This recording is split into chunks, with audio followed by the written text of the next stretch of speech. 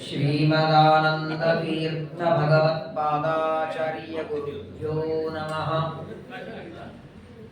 सृष्टिस्थित्यप्ययेहा निहति दृशितमो बन्धमोक्षाश्च यस्मात् अस्य श्रीब्रह्मरुद्रप्रभृतिसुरनरद्वीषशत्रुवात्मकस्य विष्णोर्व्यस्ताः समस्ताः सकलगुणनिधिः सर्वदोषो व्यपेतः पूर्णानन्दाव्ययो यो गुरुरपि परमश्चिन्तयेतं महन्तम् जन्माद्यस्य यतोऽन्वयादितरतश्चार्तेष्वभिज्ञस्वराट् तेने ब्रह्महृदाय आदिकवये मुह्यन्ति यं सूरयः तेजो वारिमृदां यथा विनिमयो यत्र त्रिसर्गो मृषा धाम्ना स्वेन सदा निरस्तकुहकं सत्यं परं धीमहि। नमः परस्मै पुरुषाय भूयसे सदुद्भवस्थाननिरोधलीलया गृहीतशक्तित्रितयाय देहिनामन्तर्ध्रुवायानुपलभ्य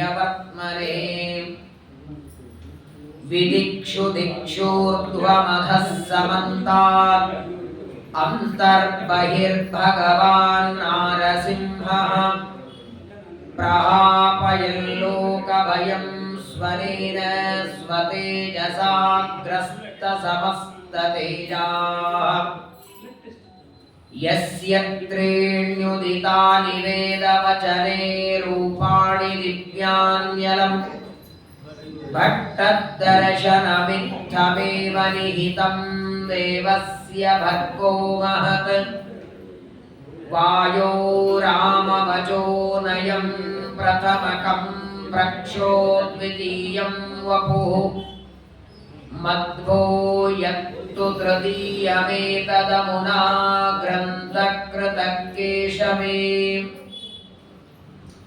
ये ये गुणानाम जगत्प्रसिद्धाः यं तेषु तेषु स्म निदर्शयन्ति साक्षान् महाभागवतप्रवरहं श्रीमन्तमेनं हनुमन्तमाहुः नमोऽस्तु तात्विका देवाः विष्णुभक्तिपरायणाः धर्ममार्गे प्रेरयन्तो भवन्तः सर्वदेव हि यस्वानुभावमखिल श्रुतिसारमेकम् अध्यात्मदीपमतितितिर्षतां तमोन्धम् संसारिणां करुणयाः पुराणगुह्यं तं व्याससूनुमुपयामि गुरुं मुनीनाम् वक्रतुण्डमहाकाय कोटिसूर्यसमप्रभ निर्विघ्नं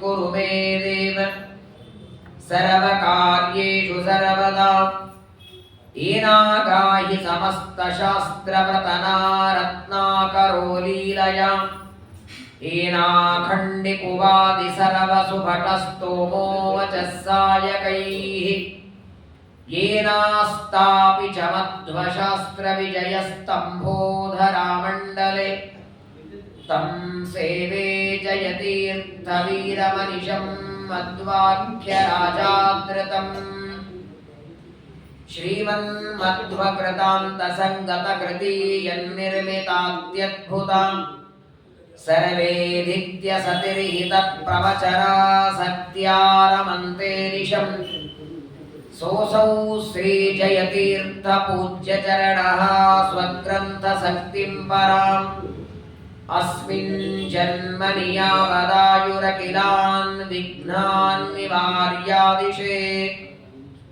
आपादमौलिपर्यन्तं गुरूणामाकृतिं स्मरेत् तेन विघ्नाः प्रणश्यन्ति सिद्ध्यन्ति च मनोरथाः। श्री गुरुभ्यो नमः। ತಯಾ ರಸಾತಲಂ ನೀತೋ ಭುಜಗೇಂದ್ರ ಪ್ರಯುಕ್ತಯ ಗಂಧರ್ವಾನ್ ಸೋಬಧೀತ್ ತತ್ರ ವಧ್ಯಶ್ವಾನ್ ವಿಷ್ಣು ಶಕ್ತಿಧೃಕ್ ಸ್ವಸ್ತ್ಯಸ್ತು ಸತಾಂ ಅಶೇಷ ಸನ್ಮಂಗಲಾನಿ ಭವಂತು ಶ್ಲೋಕೈಕ ಶ್ರವಣ ಪಠನ ಮಾತ್ರೇಣ ಕಥಾ ವಕ್ತುಶ್ಚ ಶ್ರೋತೃಣಾಂ ನಿಖಿಲ ಕಲಿಕತ ಕಲ್ಮಷಾಪನೂತನ ಪಟುತರೆ ಮೋಕ್ಷಾದ್ಯಖಿಲ ಪುರುಷಾರ್ಥ ಸಾಧನೀಭೂತೆ ಶ್ರೀಮದ್ ಭಾಗವತೆ ಮಹಾಪುರಾಣೇ ನವಮಸ್ಕಂದೇ ಯತ್ಕಿಂಚಿತ್ ಪೂರ್ವೋಕ್ತ ಪ್ರಮೇಯಾನುವಾದಃ. ಹರಿ ಓಂ ಹರಿ ಓಂ ಹರಿ ಓಂ. ಶ್ರೀ ಗುರುಭ್ಯೋ ನಮಃ.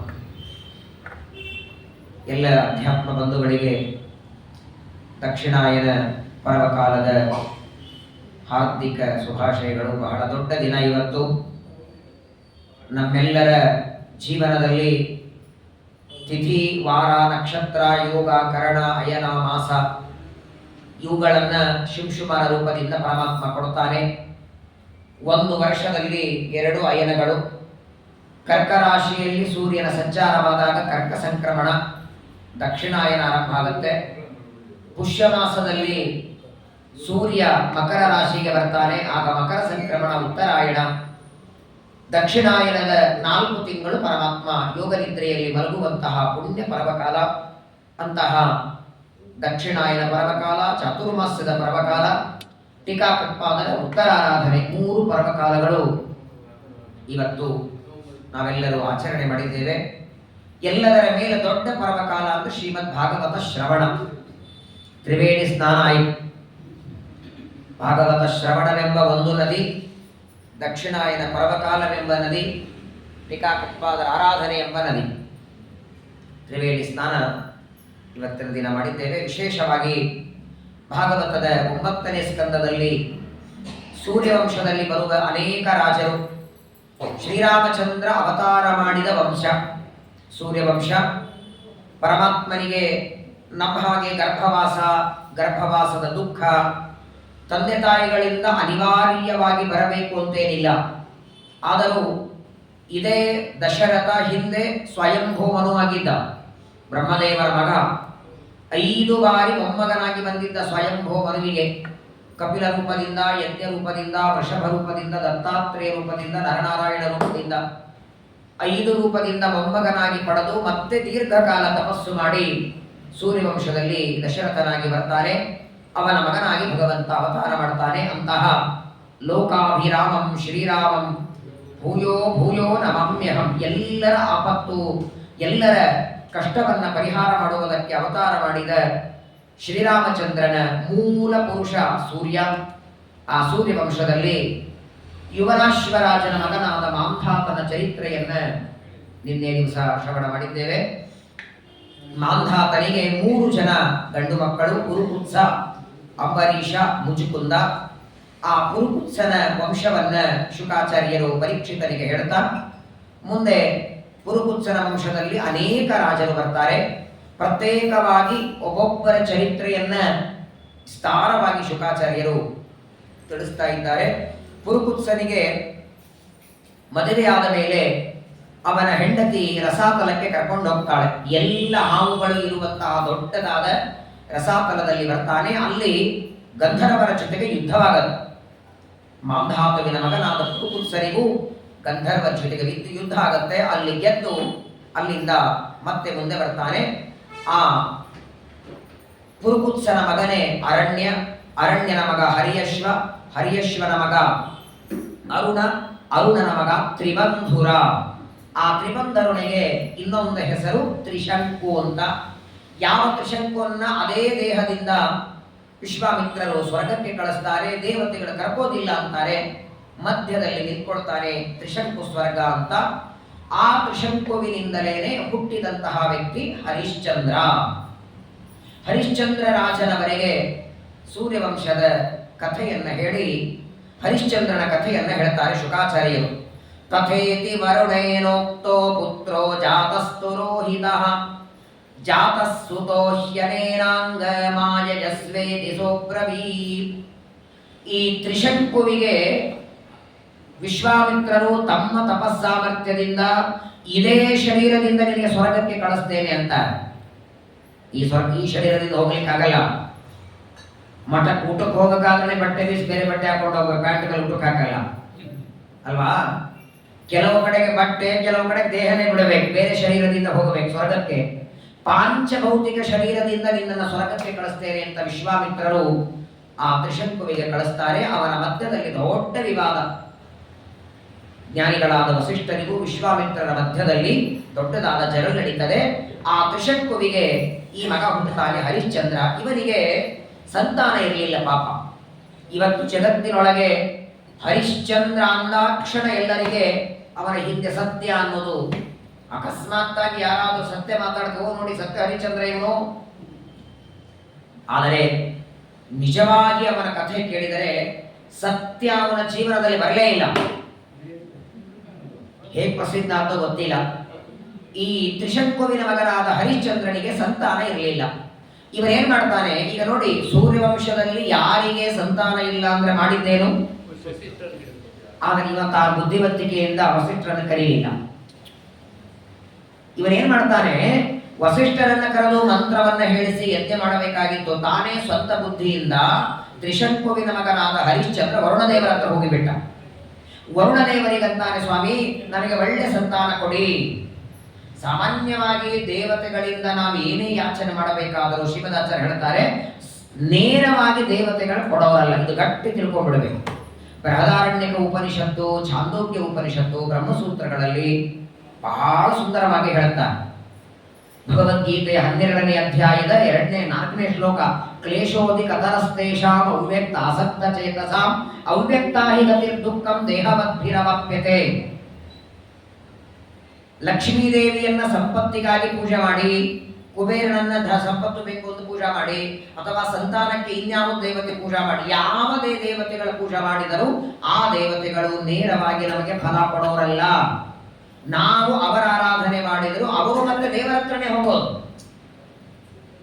ಎಲ್ಲ ದೇವತೆಗಳು ಸ್ವತಂತ್ರನಾಗಿ ಪರಮಾತ್ಮನಿಂದಲೇ ಬೇಡಿ ಕೊಡುತ್ತಾರೆ ಹೊರತು ಅವ್ರು ಯಾರು ಕೊಡೋರಲ್ಲ. ಮತ್ತೆ ಡೈರೆಕ್ಟ್ ನಾವೇ ದೇವರ ಹತ್ರ ಬೇಡಿದ್ರಾಯ್ತಲ್ಲ.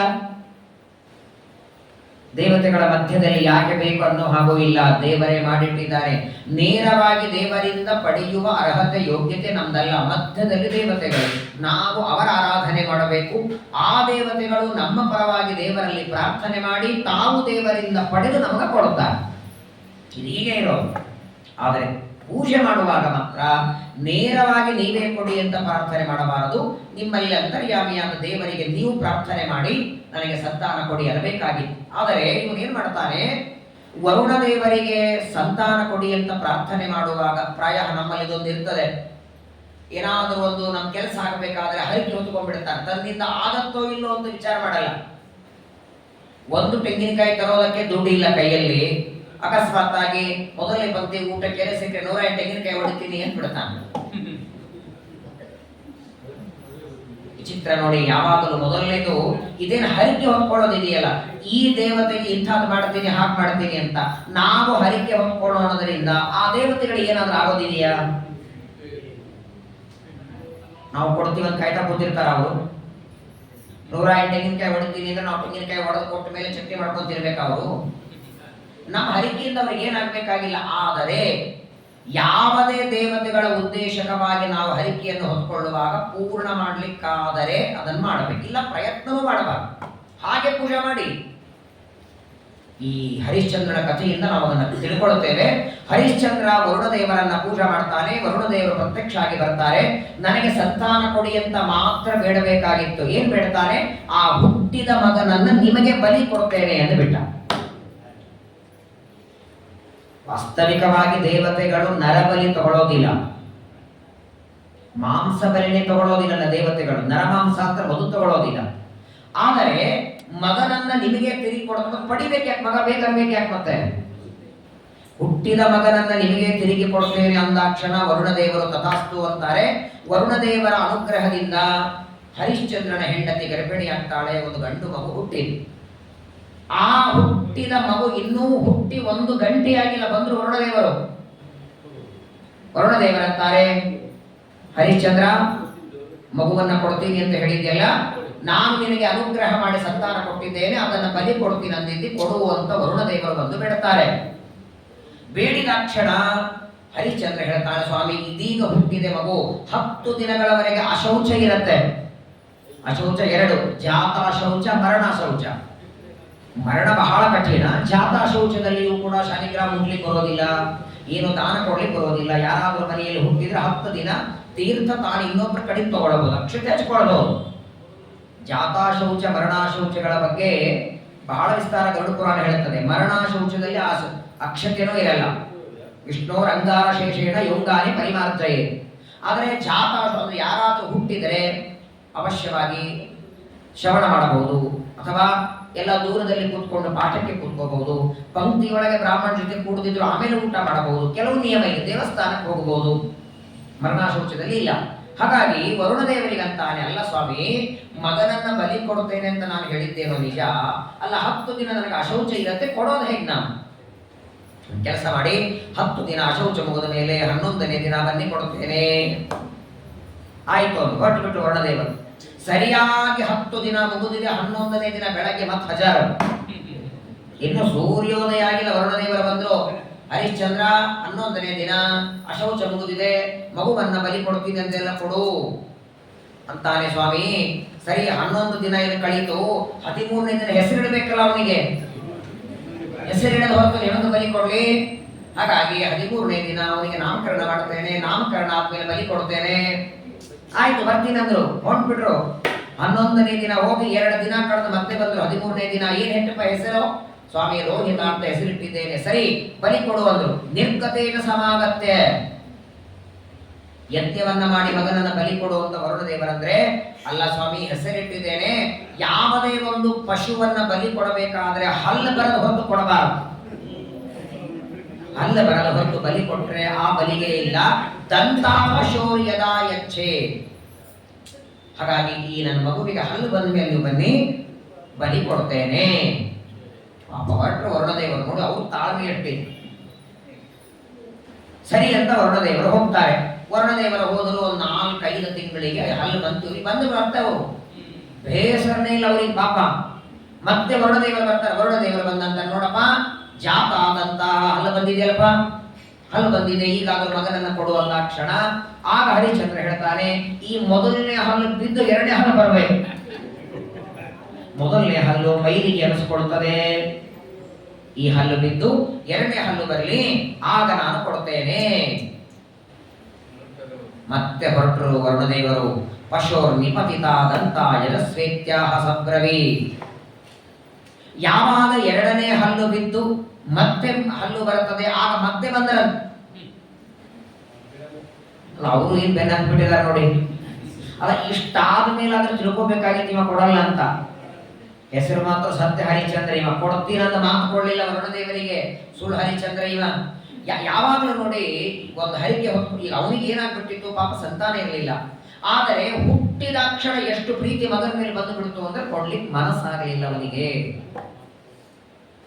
ಪಕ್ಕದಲ್ಲಿರುವ ಎಲೆ ಬಿಟ್ಕೊಡಲ್ಲ ನಾವು. ಮಗನನ್ನು ಹ್ಯಾಂಗ್ ಕೊಡ್ತಾನೆ ಅವನು? ಒಂದೊಂದು ಕಾರಣ ಹೇಳ್ತು ಹೋಗ್ತಿದ್ದಾನೆ.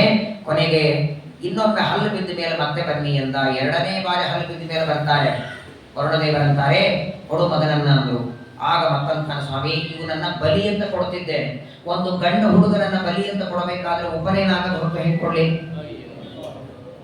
ಉಪನಯನ ಆಗಬೇಕು, ಅವನಿಗೆ ಬ್ರಹ್ಮವಿದ್ಯಾ ಬರಬೇಕು, ಗಾಯತ್ರಿ ಮಂತ್ರ ಉಪದೇಶ ಆಗಬೇಕು. ಅವನು ಗಾಯತ್ರಿ ಮಂತ್ರ ಜಪ ಮಾಡ್ಲಿಕ್ಕೆ ಶುರು ಯಾವಾಗ ಮಾಡುತ್ತಾನೆ, ಆಗ ನೀವು ಬನ್ನಿ ನಾನು ಬಲಿ ಕೊಡ್ತೇನೆ. ಸರಿ ಅಂದ್ರು ವರುಣದೇವರು. ಹುಟ್ಟಿದ ದಿನ ಬಂದವರು, 11ನೇ ದಿನ ಬಂದ್ರು. ಆಮೇಲೆ ನಾಮಕರಣ ಆದ್ಮೇಲೆ, ಹಲ್ಲು ಬಂದ ಮೇಲೆ, ಬಿದ್ದ ಹಲ್ಲು ಬಂದ ಮೇಲೆ, ಈ ಉಪನಯನ ಆದ್ಮೇಲೆ ಅಂತ. ಸರಿ ಅಂತ ಇವನೇನ್ ಮಾಡಿಬಿಟ್ಟ ಅಂತ ಹರಿಶ್ಚಂದ್ರ, ಮಗನಾದ ರೋಹಿತನಿಗೆ ಉಪನಯನ ಮಾಡಿ ಒಂದು ಮಾತು ಹೇಳಿಬಿಡ್ತಾನೆ, ಅರಣ್ಯಕ್ಕೆ ಹೋಗು ಅಂದು ಬಿಟ್ಟ. ನೀನು ಮನೆಯಲ್ಲಿದ್ದರೆ ವರುಣದೇವರು ಪದೇ ಪದೇ ಬಂದು ಬಲಿ ಕೊಡುವಂತಾರೆ, ನಿನ್ನನ್ನು ಬಲಿ ಕೊಡ್ಲಿಕ್ಕೆ ನನಗೆ ಆಗೋದಿಲ್ಲ. ನೀನು ಕಣ್ಣು ಮುಂದಿದ್ರೆ ನಾನು ಕೊಡ್ತೇನೆ ಅಂತ ಹೇಳ್ಬೇಕಾಗತ್ತೆ, ನೀ ಅರಣ್ಯಕ್ಕೆ ಹೋಗ್ಬಿಡು. ಮಗನೇ ಮನೆಯಲ್ಲಿಲ್ಲ, ಎಲ್ಲಿ ಬಲಿ ಕೊಡ್ಲಿ ಅಂತ ಹೇಳಿಬಿಡ್ತೇನೆ ಅಲ್ವಾ? ಮತ್ತೆ ಹಂಗೆ ಅವನ ಸತ್ಯ ಹರಿಶ್ಚಂದ್ರ ಅಂತೀರಿ. ಆಯಿತು ಅಂತ ತಂದೆಯ ಮಾತು ಕೇಳಿ ರೋಹಿತ ಅರಣ್ಯ ಹೊರಟು ಬಿಟ್ಟ. ಅರಣ್ಯಕ್ಕೆ ಹೋಗ್ತಾನೆ. ಬಂದರು ವರುಣದೇವರು ಬರ್ತಾರೆ. ಏನಾಯ್ತಪ್ಪ, ಮಗನನ್ನ ಕೊಡ್ತೀನಿ ಅಂದಿದ್ದೆಲ್ಲ ಉಪನಯನ ಆಯ್ತಲ್ಲ, ಉಪನಯನ ಆಗಿದೆ, ಬ್ರಹ್ಮ ಅಕ್ಷರ ಉಪದೇಶ ಮಾಡಿದ್ದೆ, ಗಾಯತ್ರಿ ಉಪದೇಶ, ಈಗಲಾದ್ರೂ ಮಗನನ್ನ ಕೊಡಿ ಅಂದಾಕ್ಷಣ ಈಗ ನನ್ನ ಮಗ ಮನೆಯಲ್ಲೇ ಇಲ್ಲ ಅಂದುಬಿಟ್ಟ. ಅವನು ಉಪನಯನ ಮಾಡಿಕೊಂಡು ಸಿದ್ಧಿಯನ್ನ ಪಡಿತೇನೆ ಅಂತ ಅರಣ್ಯಕ್ಕೆ ಹೋಗಿದ್ದಾರೆ. ಅಂದಾಕ್ಷಣ ಮಾತ್ರ ಅಲ್ಲಿಯವರೆಗೆ ತಾಳ್ಮೆಯಿಂದ ವರುಣದೇವರಿಗೆ ತಾಳ್ಮೆ ಮೀರಿ ಬಿಡ್ತು. ಕೈಯಲ್ಲಿ ನೀರು ತಗೊಂಡು ಶಾಪ ಕೊಡ್ತಾರೆ, ಹೊಟ್ಟೆ ರೋಗ ಬರಲಿ, ಉದರ ರೋಗ ಬರಲಿ. ದೇವತೆಗಳು ಅಷ್ಟು ಬೇಗ ಸಿಟ್ಟಿಗೆ ಬರೋದಿಲ್ಲ, ಮಾತ್ರ ಬಂದ್ರೆ ಮಾತ್ರ ಅದರಲ್ಲಿ ಪ್ರಾಯ ಎಲ್ಲ ಔಷಧಗಳಿರೋದು ನೀರಿನಲ್ಲೇನೆ. ಹಾಗಾಗಿ ಆರೋಗ್ಯಕ್ಕೆ ಪ್ರಧಾನವಾದದ್ದು ಮೊದಲನೇದು ನೀರು. ಕಾಯಿಸ್ಕೊಂಡು ಕುಡೀರಿ ಅಂತಾರೆ, ಕಾಯ್ದ ಆದದ್ದು ನೀರು ಕುಡಿ ಅಂತಾರೆ. ಎಲ್ಲ ಔಷಧಗಳಿಗೆ ಮೂಲವಾದದ್ದೇ ನೀರು. ವರುಣದೇವರೇ ಪ್ರಧಾನವಾದದ್ದು, ಎಲ್ಲ ಸಂಪತ್ತಿಗೆ ತೌರ್ಮನೆ. ಅಂತಹ ವರುಣದೇವರ ಕೋಪ ಅಂದ್ರೆ ಸಾಮಾನ್ಯವೇ. ಪಿತರಂ ವರುಣಗ್ರಸ್ತಂ, ಭಯಂಕರ ಉದರ ರೋಗ ಅಂದ್ರೇನು? ಯಾವಾಗಲೂ ಒಂದು ಅರ್ಧ ಚಪಾತಿ ಹೆಚ್ಚಿಗೆ ತಿಂದ್ರೆ ಹೊಟ್ಟೆ ನೋವಾಗತ್ತೆ, ಅದನ್ನೇ ತಡ್ಕೊಳಿಕ್ಕಾಗಲ್ಲ. ಇದು ಶಾಪದಿಂದ ಬಂದ ಉದರ ರೋಗ. ಏನು ತಿನ್ಲಿಕ್ಕಾಗ್ತಿಲ್ಲ, ಹಸಿವೆ ಆಗತ್ತೆ, ಅದ ತಿನ್ಬೇಕು ಅನಿಸ್ತಿಲ್ಲ, ಹೊಟ್ಟೆಗೆ ಹೋಗ್ತಿಲ್ಲ, 4 ಗಂಟಲಲ್ಲಿ ಇಳಿತಾನೆ ಇಲ್ಲ, ಹೊಟ್ಟೆ ಮಾತ್ರ ನೋಯ್ತಿದೆ. ವರುಣದೇವರ ಶಾಪದಿಂದ ನೆಲದ ಮೇಲೆ ಬಿದ್ದಿದ್ದಾನೆ ನೋಡಿ. ಹರಿಶ್ಚಂದ್ರ ಒದ್ದಾಡ್ತಿದ್ದಾನೆ, ಉದರ ರೋಗದಿಂದ ಒದ್ದಾಡ್ತಾನೆ. ಆದರೆ ತನ್ನ ತಂದೆಗೆ ವರುಣದೇವರು ಶಾಪ ಕೊಟ್ಟ ವಾರ್ತೆ ಅರಣ್ಯದಲ್ಲಿದ್ದ ರೋಹಿತನಿಗೆ ಗೊತ್ತಾಯಿತು. ರೋಹಿತನಿಗೆ ತಂದೆಯ ಶಾಪ ಗೊತ್ತಾಗಿ ವಿಚಾರ ಮಾಡ್ತಾನೆ, ಇನ್ನು ಆಟ ಆಡೋದು ಬೇಡ, ಏನೋ ಬಲಿ ಕೊಡ್ತೀನಿ ಅಂತಾನೆ, ಪರವಾಗಿಲ್ಲ, ನಾನು ವರುಣದೇವರಿಗೆ ಬಲಿಯಾಗಿ ಹೋದರೆ ತಂದೆ ಉದರ ರೋಗದಿಂದ ಮುಕ್ತರಾಗ್ತಾರೆ. ನನಗೋಸ್ಕರ ನಮ್ಮ ತಂದೆ ಕಷ್ಟಪಡೋದು ಬೇಡ, ನಾನೇ ಹೋಗಿ ವರುಣದೇವರಿಗೆ ಶರಣಾಗ್ತೇನೆ ಸ್ವಾಮಿ, ನನ್ನನ್ನೇ ನಮ್ಮ ತಂದೆ ಬಲಿ ಕೊಡ್ತೇನೆ ಅಂದದ್ದು. ನನ್ನನ್ನು ಸ್ವೀಕಾರ ಮಾಡಿ ತಂದೆಯನ್ನ ಉದರ ರೋಗದಿಂದ ಮುಕ್ತರನ್ನಾಗಿ ಮಾಡಿ ಅಂತ ಬೇಡ್ಕೊಳ್ಬೇಕು ಅಂತ ಅರಣ್ಯದಿಂದ ಹೊರಟಿದ್ದ ರೋಹಿತ ಸ್ವರ್ಗದಿಂದ ಇಂದ್ರದೇವರು ಬಂದರು. ಸ್ವರ್ಗಲೋಕದಿಂದ ಇಂದ್ರದೇವರು ಬಂದು ಹೇಳ್ತಾರೆ, ನೋಡು ರೋಹಿತ, ಏನೋ ಯಾವುದೋ ಕಾರಣಕ್ಕೆ ಮನೆ ಬಿಟ್ಟು ಬಂದಿದ್ದಿ, ಇಷ್ಟು ಬೇಗ ಮನೆಗೆ ಹೋಗ್ಬೇಡ, ಒಂದು ಸಲ ತೀರ್ಥಕ್ಷೇತ್ರ ಯಾತ್ರೆ ಮಾಡು ಅಂತ ಬಿಟ್ಟರು. ತೀರ್ಥಕ್ಷೇತ್ರ ಯಾತ್ರೆ ಬಹಳ ದೊಡ್ಡದು, ಅನಂತ ಜನ್ಮಗಳ ಪುಣ್ಯದಿಂದ ಸಿಗತ್ತೆ. ತೀರ್ಥೀ ಕುರುವಂತೆ ತೀರ್ಥಾನ, ಅದಕ್ಕೆ ತೀರ್ಥ ಅಂತ ಕರೆಯೋದು ಅದಕ್ಕೆ.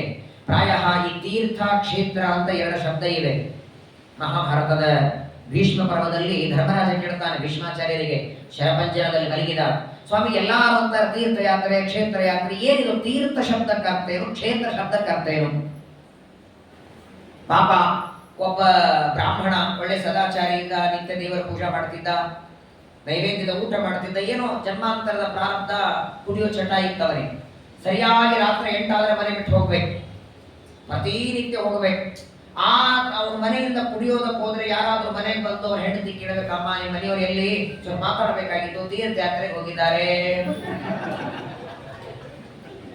ಕುಡಿಲಿಕ್ಕೆ ಹೋಗಿದ್ದಾರೆ ಅಂತಿಲ್ಲ, ಅವಳು ತೀರ್ಥಯಾತ್ರೆಗೆ ಹೋಗಿದ್ದಾರೆ. ಅಯ್ಯೋ ಪಾಪ, ಏನ್ರಿ ರಾತ್ರಿ 8ಕ್ಕೂ ಅವ್ರು ಡೈಲಿ ತೀರ್ಥಯಾತ್ರೆ ಮಾಡ್ತಾರೆ. ಪ್ರಾಯ ಅವಳು ಹೇಳಿದ್ದನ್ನ ಯಾರಿಗೂ ಗೊತ್ತಾಗ್ತಿರ್ಲಿಲ್ಲ. ಗಂಡನ ಮರ್ಯಾದೆನ ಉಳಿಸ್ಬೇಕು, ಮತ್ತೆ ಏನ್ ಮಾಡ್ಬೇಕು, ಅದನ್ನ ಅವಳು ತೀರ್ಥ ಅಂದ್ಬಿಟ್ಟು ತೀರ್ಥಯಾತ್ರೆ. ಯಾಕಂದ್ರೆ ಒಂದೇ ಕಡೆ ಹೋಗಲ್ಲ, 4 ಬಾರಗಳು ಓಡಾಡ್ತಿದ್ದವ, ಹಾಗಾದ್ರೆ ಯಾತ್ರೆ ಆಗ್ಬಿಟ್ಟು.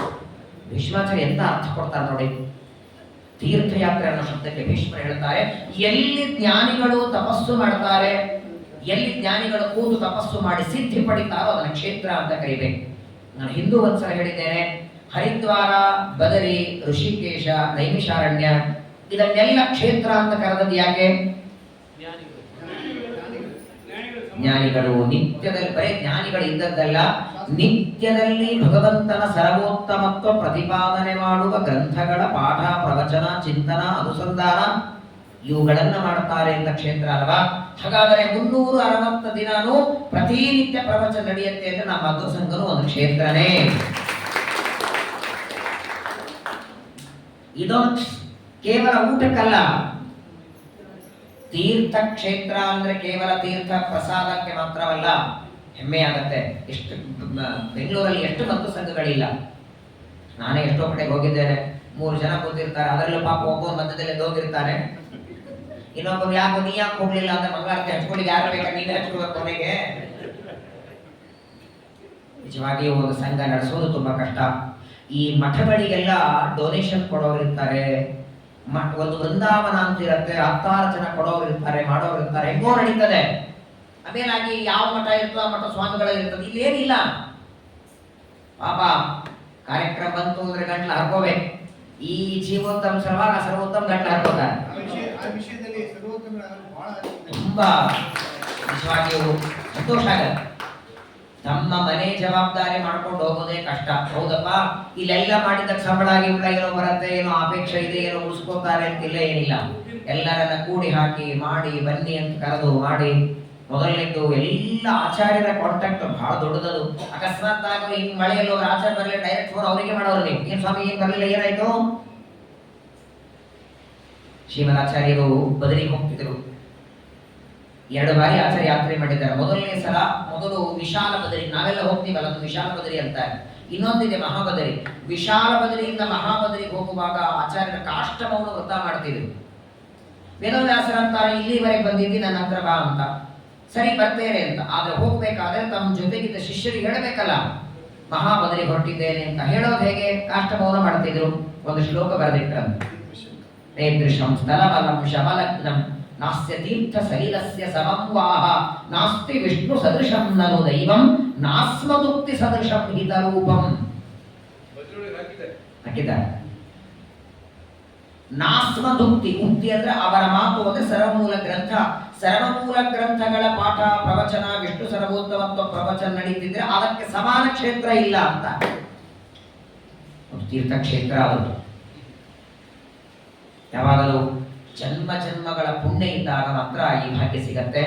ನಿಮ್ಮೆಲ್ಲರ ಪುಣ್ಯ ಇದೆ ಅನ್ನೋದಕ್ಕಾಗೇನೆ ದೇವರು ನಿಮ್ಮನ್ನ ಕರೆಸ್ಕೊಳ್ತಿದ್ದಾರೆ.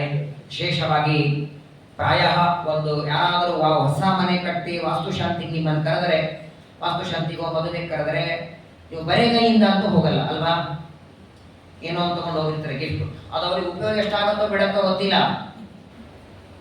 ನೀವು ಕೊಡೋ ಗಿಫ್ಟ್ ಅವ್ರು ಬಳಸ್ತಾರೋ ಬಿಟ್ಟು ಅಂತೂ ಬರೆಗೈಯಿಂದ ಹೋಗಬಾರ್ದು. ಈಗ ನೋಡಿ, 500 ವರ್ಷಗಳ ನಂತರದಲ್ಲಿ ಅಯೋಧ್ಯೆಯಲ್ಲಿ ಪರಮಾತ್ಮ ಮಂದಿರ, ಹೊಸ ಮಂದಿರ ಕಟ್ಕೊಂಡಿದ್ದಾನೆ. ಅಯೋಧ್ಯೆ ಬರ್ತಿರೋ ಇಲ್ಲೋ? ನೈಮಿಷಾರಣ್ಯದಲ್ಲಿ ಮಂಗಳಕ್ಕೆ ಹೋಗುವಾಗ ನೀವೆಲ್ಲ ಅಯೋಧ್ಯೆಗೆ ಮೊದಲು ಪ್ರಯಾಣ ಭಾಗವತ ಮಂಗಳ ಮುಗಿಸ್ಕೊಂಡು ಅಯೋಧ್ಯೆಗೆ ಹೋಗೋಣ. ದೇವರಂಗ ನನ್ನ ಹತ್ರ ಆಮೇಲೆ ಮಂಗಳ ಮಾಡುವಂತೆ. ಹಾಗಾಗಿ ಆ ಅಯೋಧ್ಯೆಗೆ ರಾಮನ ದರ್ಶನಕ್ಕೆ ತ್ರೇತಾಯುಗದಲ್ಲಿ 14 ವರ್ಷ ಮಾಡಿದ ವನವಾಸ, ಕಲಿಯುಗದ 500 ವರ್ಷ. ಅವನ ಜಾಗದಲ್ಲಿ ಅವ ಮನೆ ಕಟ್ಕೊಳ್ಳಿಕ್ ಸಮಸ್ಯೆ ಆಯ್ತು.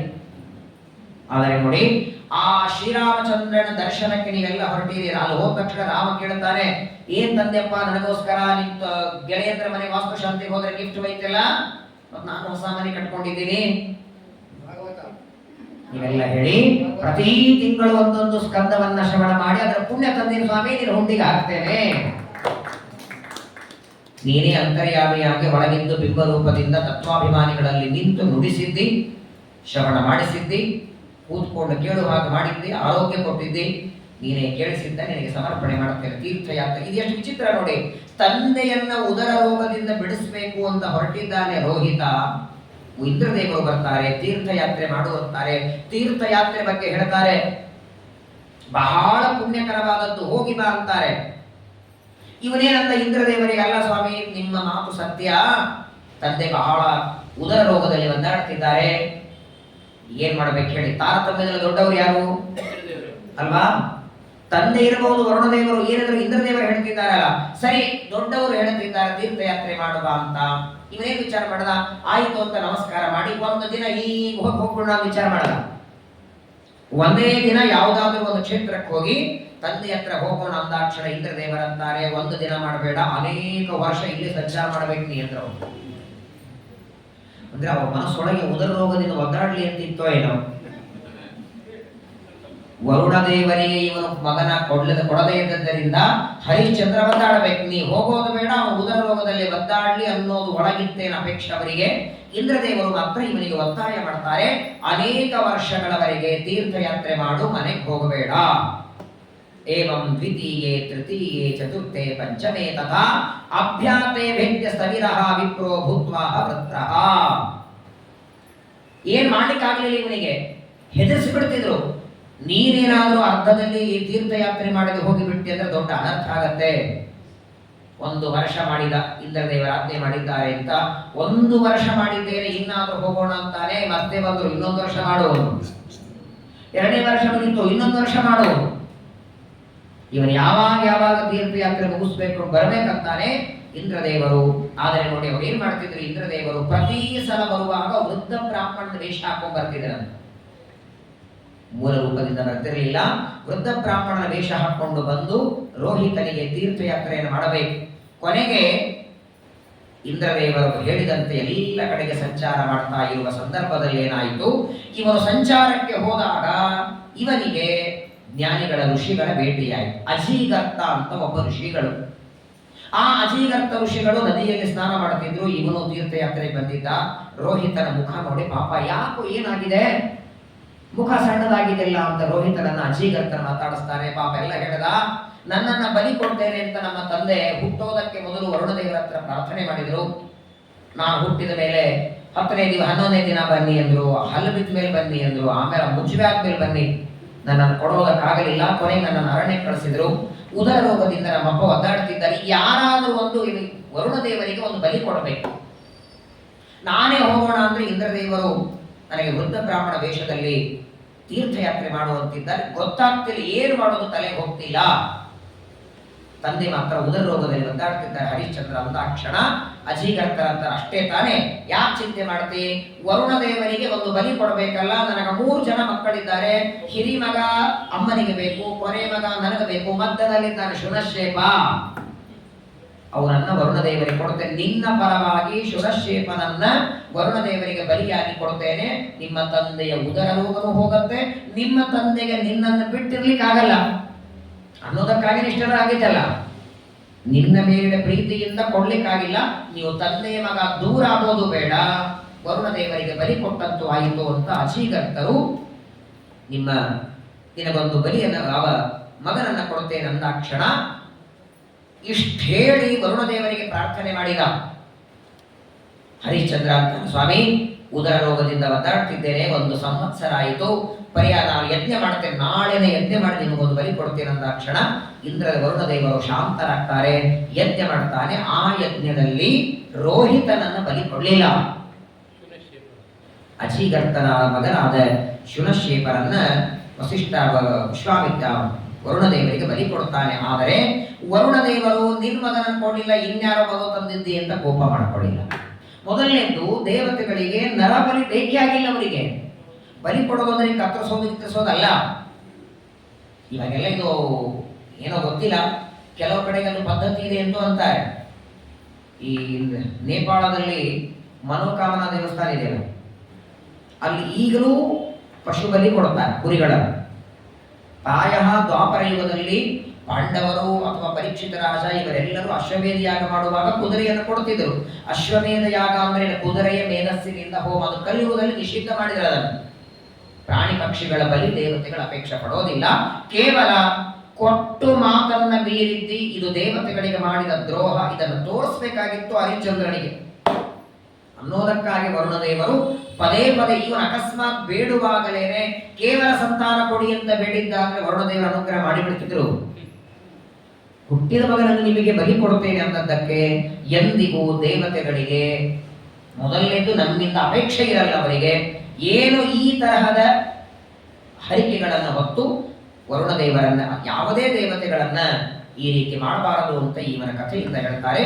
ಮುಂದೆ ಯಾವಾಗ ವಿಶ್ವಾಮಿತ್ರೋ ಭವತ್ ತಸ್ಮಿನ್, ಈ ಹರಿಶ್ಚಂದ್ರ ರಾಜ ಯಜ್ಞವನ್ನ ಮಾಡಿ ಆ ಯಜ್ಞದಲ್ಲಿ ಅಜೀಗರ್ತರ ಮಗನಾದ ಶುನಶೇಪರನ್ನ ವರುಣದೇವರಿಗೆ ಬಲಿ ಕೊಡಬೇಕು. ಪುರೋಹಿತರು ಯಾರನ್ನ ಕರಿಬೇಕಲ್ಲ, ತಾನೇ ಮಾಡ್ಲಿಕ್ಕೆ ಬರತ್ತ ಯಜ್ಞ? ಯಾರನ್ನ ಕರಿಬೇಕೀಗ?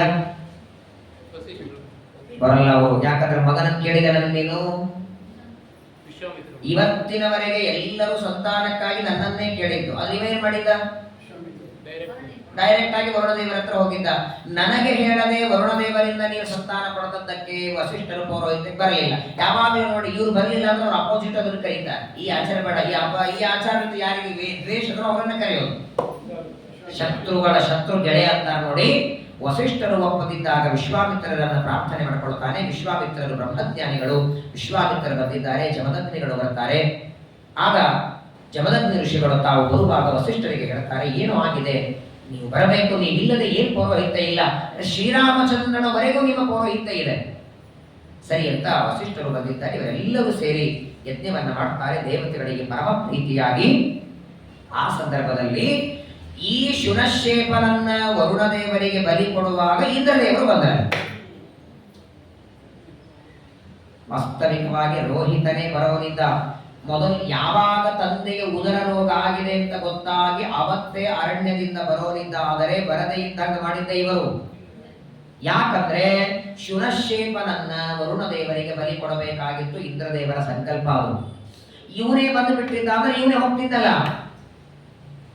ಇವನು ತೀರ್ಥಯಾತ್ರೆ ಮಾಡ್ತಾ ಕಾಲ ಕಳಿಬೇಕು, ಇವನ ಉದರ ರೋಗ ಹೆಚ್ಚಾಗಬೇಕು, ಅಜೀಗರ್ತರ ಭೇಟಿಯಾಗಬೇಕು, ಮಗನನ್ನ ಕೊಡ್ತೇನೆ ಅನ್ನಬೇಕು. ಇದೆಲ್ಲ ಒಳಗಿನ ವಿಚಾರ ಇಟ್ಟುಕೊಂಡು ಇಂದ್ರದೇವರು ಹೇಳಿದ್ದು, ತಸ್ಮೈ ತುಷ್ಟಃ ದದೌ ಇಂದ್ರ ಶಾತಕುಂಭ ವಯಂ ರಥಂ.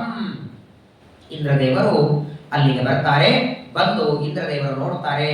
ಯಾವ ನೋಡಿ ಪಾಪ ಇವತ್ತು ಏನೋ ಅಂತಾರಲ್ಲ,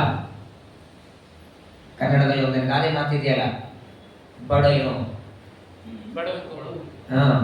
ಇಲ್ಲಿ ನೋಡಿ, ಮಗ ಬೇಕು ಅಂತ ಅಪೇಕ್ಷೆ ಪಟ್ಟದ್ದು ಹರಿಶ್ಚಂದ್ರ, ಮಗನನ್ನ ಬಲಿ ಕೊಡ್ತೇನೆ ಅಂದದ್ದು ವರುಣದೇವರಿಗೆ, ಕೊಡಬೇಕಾದ ಬಲಿ ರೋಹಿತ, ಕೊಟ್ಟದ ಬಲಿ. ಹಾಗಾಗಿ ನಮ್ಮಲ್ಲಿ ಏನೂ ತಪ್ಪು ಮಾಡಿದ್ರೆ ಶುನಶೇಪ್ ಇದ್ದಂಗಿದ್ದಾನೆ ಅಂತಾರೆ. ಯಾರದೋ ತಪ್ಪಿಗೆ ಯಾರೋ ಬಲಿ ಹೋದಂಗಾಯ್ತಲ್ಲ ಅಂದ್ರೆ. ಆದರೆ ವರುಣದೇವರಿಗೆ ಶುನಶೇಪನನ್ನ ಕೊಡ್ತಾ ಇರುವಾಗ ಇಂದ್ರದೇವರು ಬಂದು ಅವನಿಗೆ ಒಂದು ರಥ ಕೊಟ್ರಂತ. ಯಾರಿಗೆ? ಶುನಶೇಪನಿಗೆ. ನಿನಗೇನೂ ಇಲ್ಲ ಪಾಪ, ಅಜೀಗರ್ತರ ಮಗನಾಗಿ ನಿಂದೇನು ಸಮಸ್ಯೆ ಇರಲಿಲ್ಲ. ಹೋಗಬೇಕಾದದ್ದು ರೋಹಿತ, ಅವನ ಜಾಗದಲ್ಲಿ ನೀನು ಹೊಂಟದ್ದರಿಂದ ನಿನಗೆ ಒಂದು ಬಂಗಾರದ ರಥವನ್ನ ಕೊಡ್ತೇನೆ. ಆ ರಥದಲ್ಲಿ ಇದ್ದುಕೊಂಡು ಇಡೀ ಜಗತ್ತೊಳಗೆ ಸಂಚಾರ ಮಾಡು. ಇವತ್ತಿಗೂ ಋಗ್ವೇದದ ಮಂತ್ರಗಳು ಶುನಶೇಪನ ಮಹಿಮೆ ಹೇಳುತ್ತವೆ. ನಾನು ಪ್ರತಿನಿತ್ಯದಲ್ಲಿ ಸರ್ವಮೂಲ ಪಾಠ ಹೇಳ್ತೇನೆ, ಪ್ರತಿನಿತ್ಯ ಇರುತ್ತೆ. ಪ್ರತಿ ಗುರುವಾರ ರಾಘವೇಂದ್ರ ಸ್ವಾಮಿಗಳು ಬರೆದ ಮಂತ್ರಾರ್ಥ ಮಂಜರಿ ಇದೆ, ಬಸವೇಶ್ವರ ಪಾಠದ ರೂಪೇ ಇದೆ. ಮೊದಲು ಇಲ್ಲಿ ಬಂದು ಹೇಳ್ತಿದ್ದೆ, ಆನ್ಲೈನ್ ಅಲ್ಲಿ ನಾಳೆ ಇದೆ ಗುರುವಾರ.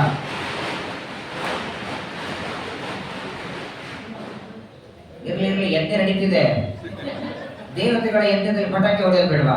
ಅದು ಮತ್ತು ಶುನಶೇಖರನ ಬಲಿ ಬೇರೆ ಕೊಡುತ್ತಿದ್ದಾರೆ. ಪ್ರತಿ ಗುರುವಾರ ಮಂತ್ರಾರ್ಥ ಮಂಜರಿ ಪಾಠ ಇರುತ್ತೆ. ನಾಳೆಗೆ ಬೇಕಾದ್ರೆ ಜೈನ್ ಆಗಿ 3 ಗಂಟೆಯಿಂದ ಇದೆ. ಈಗ ನಡೆದದ್ದು ಅದೇ ನಡೆದಿದೆ. ಶುನಶೇಪ ಅಜೀಗರ್ತರು ವರುಣದೇವರ ಪ್ರಾರ್ಥನೆ ಮಾಡಿದ ಮಂತ್ರಗಳು. ಋಗ್ವೇದವು ಇವತ್ತು ಹೇಳುತ್ತೆ ಇವರ ಕಥೆ. ಅಂತಹ ಕೊನೆಗೆ ಇಷ್ಟಾದ ಮೇಲೆ ಹರಿಶ್ಚಂದ್ರ ತಾನು ಉದರ ರೋಗದಿಂದ ಮುಕ್ತನಾದ ಮೇಲೆ ವರುಣದೇವರಂತಾರೆ, ನಿನ್ನ ಮಗನನ್ನೇ ಕೊಡ್ಲಿ ಅಥವಾ ಇನ್ನೊಬ್ಬರ ಮಗನನ್ನೇ ಕೊಡ್ಲಿ, ಕೊಡ್ತೀನಿ ಅಂತ ನೀನು ಮಾಡಿದ ಪ್ರತಿಜ್ಞೆ ಸತ್ಯ ಮಾಡಿದ್ದರಿಂದ ಈ ಸತ್ಯ ಹರಿಶ್ಚಂದ್ರ. ಅಷ್ಟೇ ಹೊರತು ನನ್ನ ಮಗನನ್ನ ಕೊನೆಯವರೆಗೂ ಇವನೇ ಕೊಳ್ಳಿಲ್ಲ. ಮನ ಪ್ರತಿಭ್ಯಾಂ ಕಾಮಿಸ್ತ್ರೆ ಅಂಜಸಾ ಮುರುವೇತತ. ಮುಂದೆ ಹರಿಶ್ಚಂದ್ರನಿಗೆ ತುಂಬಾ ನೋವಾಯ್ತು ಮನಸ್ಸಿಗೆ. ನಾನು ಮಾಡಬಾರ್ದಾಗಿತ್ತು ಇದನ್ನ, ಮೊದಲನೇದು ಕೊಡ್ಲಿಕ್ಕೆ ಆಗೋದೇ ಇಲ್ಲ ಅಂದ್ರೆ ನಾನು ಬೇಡಿದೆ ಯಾಕೆ ಅಂತ ಮನಸ್ಸಿಗೆ ನೋವಾಯಿತು. ಕೊನೆಗೆ ಹರಿಶ್ಚಂದ್ರ ತನ್ನ ಮಗನಾದ ರೋಹಿತನಿಗೆ ಹೇಗೋ ಬಲಿ ಅಂತ ಶುನಶೇಪ ಹೋಗ್ಬಿಟ್ಟಿದ್ದಲ್ಲ, ರೋಹಿತನಿಗೆ ರಾಜ್ಯವನ್ನ ಕೊಟ್ಟು ಪರಮಾತ್ಮನ ಸೇವೆಯನ್ನ ಮಾಡ್ತಾ ಅರಣ್ಯದಲ್ಲಿ ಪ್ರವೇಶ ಮಾಡಿಬಿಡ್ತಾನೆ. ವಿಚಿತ್ರ ಅಂದ್ರೆ ಅವತ್ತು ವಿಶ್ವಾಮಿತ್ರರಿಗೆ ವಸಿಷ್ಠ ವರುಣದೇವರಿಗೆ ಯಜ್ಞದಲ್ಲಿ ಮಗನನ್ನ ಬಲಿ ಕೊಡ್ತೇನೆ ಅಂತ ಹೇಳಿದ್ದರಿಂದ ಇವತ್ತಿಗೂ ಕೂಡ ಬಹಳ ಮಹತ್ವದ್ದು. ಇಡೀ ಜಗತ್ತೊಳಗೆ ಮರಣ ಹೊಂದಿದ ಮೇಲೆ ದೇಹವನ್ನು ಸುಡೋದಕ್ಕೆ ಇವನ ಹೆಸರನ್ನ ಅನೇಕ ಕಡೆಗೆ ಬಳಸ್ತಾರೆ. 90% ಹರಿಶ್ಚಂದ್ರ ಘಾಟ್ ಅನ್ನೋದು ಪ್ರಾಯ ಎಲ್ಲ ಕಡೆಗೆ ಈ ಹೆಸರಿನಿಂದಲೇ ಬಂದದ್ದು. ಹರಿಶ್ಚಂದ್ರನ ಹೆಸರಿನಿಂದ ಬೆಂಗಳೂರಲ್ಲಂತೂ ಪ್ರಸಿದ್ಧ. ಇದರಲ್ಲೂ ನೋಡಿ ನೀವು, ಕಾಶಿಯೊಳಗೆ 80 ಘಾಟ್ ಇವೆ. ಅದರಲ್ಲಿ ಮಣಿಕರ್ಣಿಕಾ ಘಾಟದಲ್ಲಿ ಮತ್ತು ಹರಿಶ್ಚಂದ್ರ ಘಾಟದಲ್ಲಿ ವಿಶೇಷ. ಅಲ್ಲಿ ದೇಹತ್ಯಾಗವನ್ನು ಅಲ್ಲಿ ದೇಹದ ಸಂಸ್ಕಾರ ಆಗೋದು ಬಹಳ ವಿಶೇಷವಾದದ್ದು. ಅಂತಹ ಹರಿಶ್ಚಂದ್ರನ ಕಥೆಯನ್ನು ವಿಸ್ತಾರವಾಗಿ ತಿಳಿಸಿ, ಹರಿಶ್ಚಂದ್ರನ ಮಗ ರೋಹಿತ ಇವನು ಸ್ವಲ್ಪ ದಿನಗಳವರೆಗೆ ರಾಜ್ಯ ಆಳ್ತಾನೆ. ಅಂತರದಲ್ಲಿ ಇವನಿಗೆ ಹರಿತ ಅಂತ ಮಗ ಆಗ್ತಾನೆ. ಹರಿಶ್ಚಂದ್ರನ ಮಗ ರೋಹಿತನ ಮಗ ಹರಿತನ ಮಗ ಚಂಪಾ ಅಂತ. ಇವನೊಂದು ಪಟ್ಟಣ ಕಟ್ತಾನೆ. ಆ ಪಟ್ಟಣಕ್ಕೆ ಚಂಪಾಪುರಿ ಅಂತ ಹೆಸರಿಡ್ತಾನೆ. ಆ ಚಂಪನಿಗೆ ಮುಂದೊಬ್ಬ ಮಗ ಹುಟ್ಟುತ್ತಾನೆ, ಸುದೇವ. ಆ ಸುದೇವನಿಗೆ ವಿಜಯ ಅಂತ ಮಗ ಆಗ್ತಾನೆ. ವಿಜಯನಿಗೆ ತರುಕ, ತರುಕನಿಂದ ಬಾಹುಕ. ಯಾವಾಗ ಹೇಳಿದ್ರಿ ಇವೆಲ್ಲ ಹೆಸರು? ಯಾರಿಂದ ಯಾರು ಹುಟ್ಟಿದ್ರು ಅಂತ ಹೇಳಬೇಕಲ್ಲ. ವಿಜಯನ ಮಗ ತರುಕ, ತರುಕನ ಮಗ ವೃಕ, ವೃಕನ ಮಗ ಬಾಹುಕ. ಈ ಬಾಹುಕ ರಾಜನಿಗೆ ವೃದ್ಧಂತಂ ಪಂಚತಾಂ ಪ್ರಾಪ್ತಂ ಮಹಿಷ್ಯ ತಮರುಷ್ಯತಿ. ಬಾಹುಕ ರಾಜನಿಗೆ ಪಾಪ ವಯಸ್ಸಾದ ಮೇಲೆ ಸಂತಾನ ಆಗಿರಲಿಲ್ಲ ಇವನಿಗೆ. ತನ್ನ ಆಯುಷ್ಯದ ಕೊನೆ ಭಾಗಕ್ಕೆ ಹೆಂಡತಿ ಗರ್ಭಿಣಿಯಾದ್ದು. ಏನೋ ಸಂತೋಷ ಆಯಿತು. ಆದರೆ ಏನಾಯ್ತಂದ್ರೆ ಬಾಹುಕ ರಾಜನಿಗೆ ಇಬ್ಬರು ಮಡದಿಯರಿದ್ರು, ಅನೇಕ ಜನ ಮಡದಿಯರಿದ್ರು. ಅದರಲ್ಲಿ ಒಬ್ಬ ಹೆಂಡತಿ ಮಾತ್ರ ಗರ್ಭಿಣಿಯಾದ. ಇವರೆಲ್ಲ ಉಳಿದವರೆಲ್ಲ ವಿಚಾರ ಮಾಡ್ತಾರೆ, ಅಕಸ್ಮಾತ್ತಾಗಿ ಇವಳಿಗೆ ಸಂತಾನವಾದರೆ ರಾಜ ನಮ್ಮ ಜೊತೆ ಮಾತಾಡೋದಿಲ್ಲ. ಯಾಕಂದ್ರೆ ಅವಳ ಹಿಂದೆ ಬೆನ್ನತ್ತಾನೆ, ಅವಳ ಮಗುವನ್ನೇ ಆಡಿಸ್ತಾನೆ. ಇದು ಪ್ರಾಯ ಇದಕ್ಕೆ ಸೌತಿ ಮಾತ್ಸರ್ಯ ಅಂತ ಕರೀತಾರೆ. ಇದು ಸೂರ್ಯವಂಶದಲ್ಲೇ ಇತ್ತಿದು, ಇವಾಗಿಂದೇನು ಹೊಸದಾಗಲ್ಲ. ಹಾಗಾಗಿ ಅವರೆಲ್ಲ ಏನ್ ಮಾಡ್ತಾರೆ, ಬಾಹುಕ ರಾಜನ ಯಾವ ಹೆಂಡತಿ ಗರ್ಭಿಣಿ ಇದ್ದಾಳೆ ಅವಳ ಬಿಟ್ಟು ಉಳಿದವರೆಲ್ಲರೂ ಒಳ್ಳೆ 7 ತಿಂಗಳ ಗರ್ಭ ತುಂಬಿದೆ, ಇನ್ನು 2 ತಿಂಗಳಿಗೆ ಜನ್ಮ ಕೊಡಬೇಕು. ಆ ಸಂದರ್ಭದಲ್ಲಿ ಊಟದ ಅನ್ನದಲ್ಲಿ ವಿಷ ಹಾಕಿ ಬಿಡುತ್ತಾರೆ. ಗರ್ಭದಲ್ಲಿ ಕೂಸು ಸತ್ತೋಗ್ಲಿ. ಕೂಸು ಸತ್ತೋದ ಮೇಲೆ ರಾಜ ಸಮಾನವಾಗಿ ಎಲ್ಲರ ಮೇಲೆ ಪ್ರೀತಿ ಮಾಡ್ತಾನೆ ಅನ್ನುವ ಆ ಒಂದು ಒಳಗಿನ ಆತಂಕದಿಂದ ಪಾಪ ವಿಷ ಹಾಕ್ತಾರೆ. ಆದರೆ ದೈವ ನೋಡಿ ಹೇಗಿರ್ತದೆ, ವಿಷದ ಅನ್ನ ಊಟ ಮಾಡಿ ಆ ವಿಷದಿಂದ ವಾಸ್ತವಿಕ ಗರ್ಭದಲ್ಲಿ ಮಗು ಸಾಯಬೇಕಾಗಿದ್ದು ಸಾಯಲಿಲ್ಲ. ಇದೇ ಭಗವಂತನ ಇಚ್ಛಾ. ದೇವರ ಅನುಗ್ರಹ ಇದ್ರೆ ವಿಷನು ಅಮೃತ ಆಗತ್ತೆ.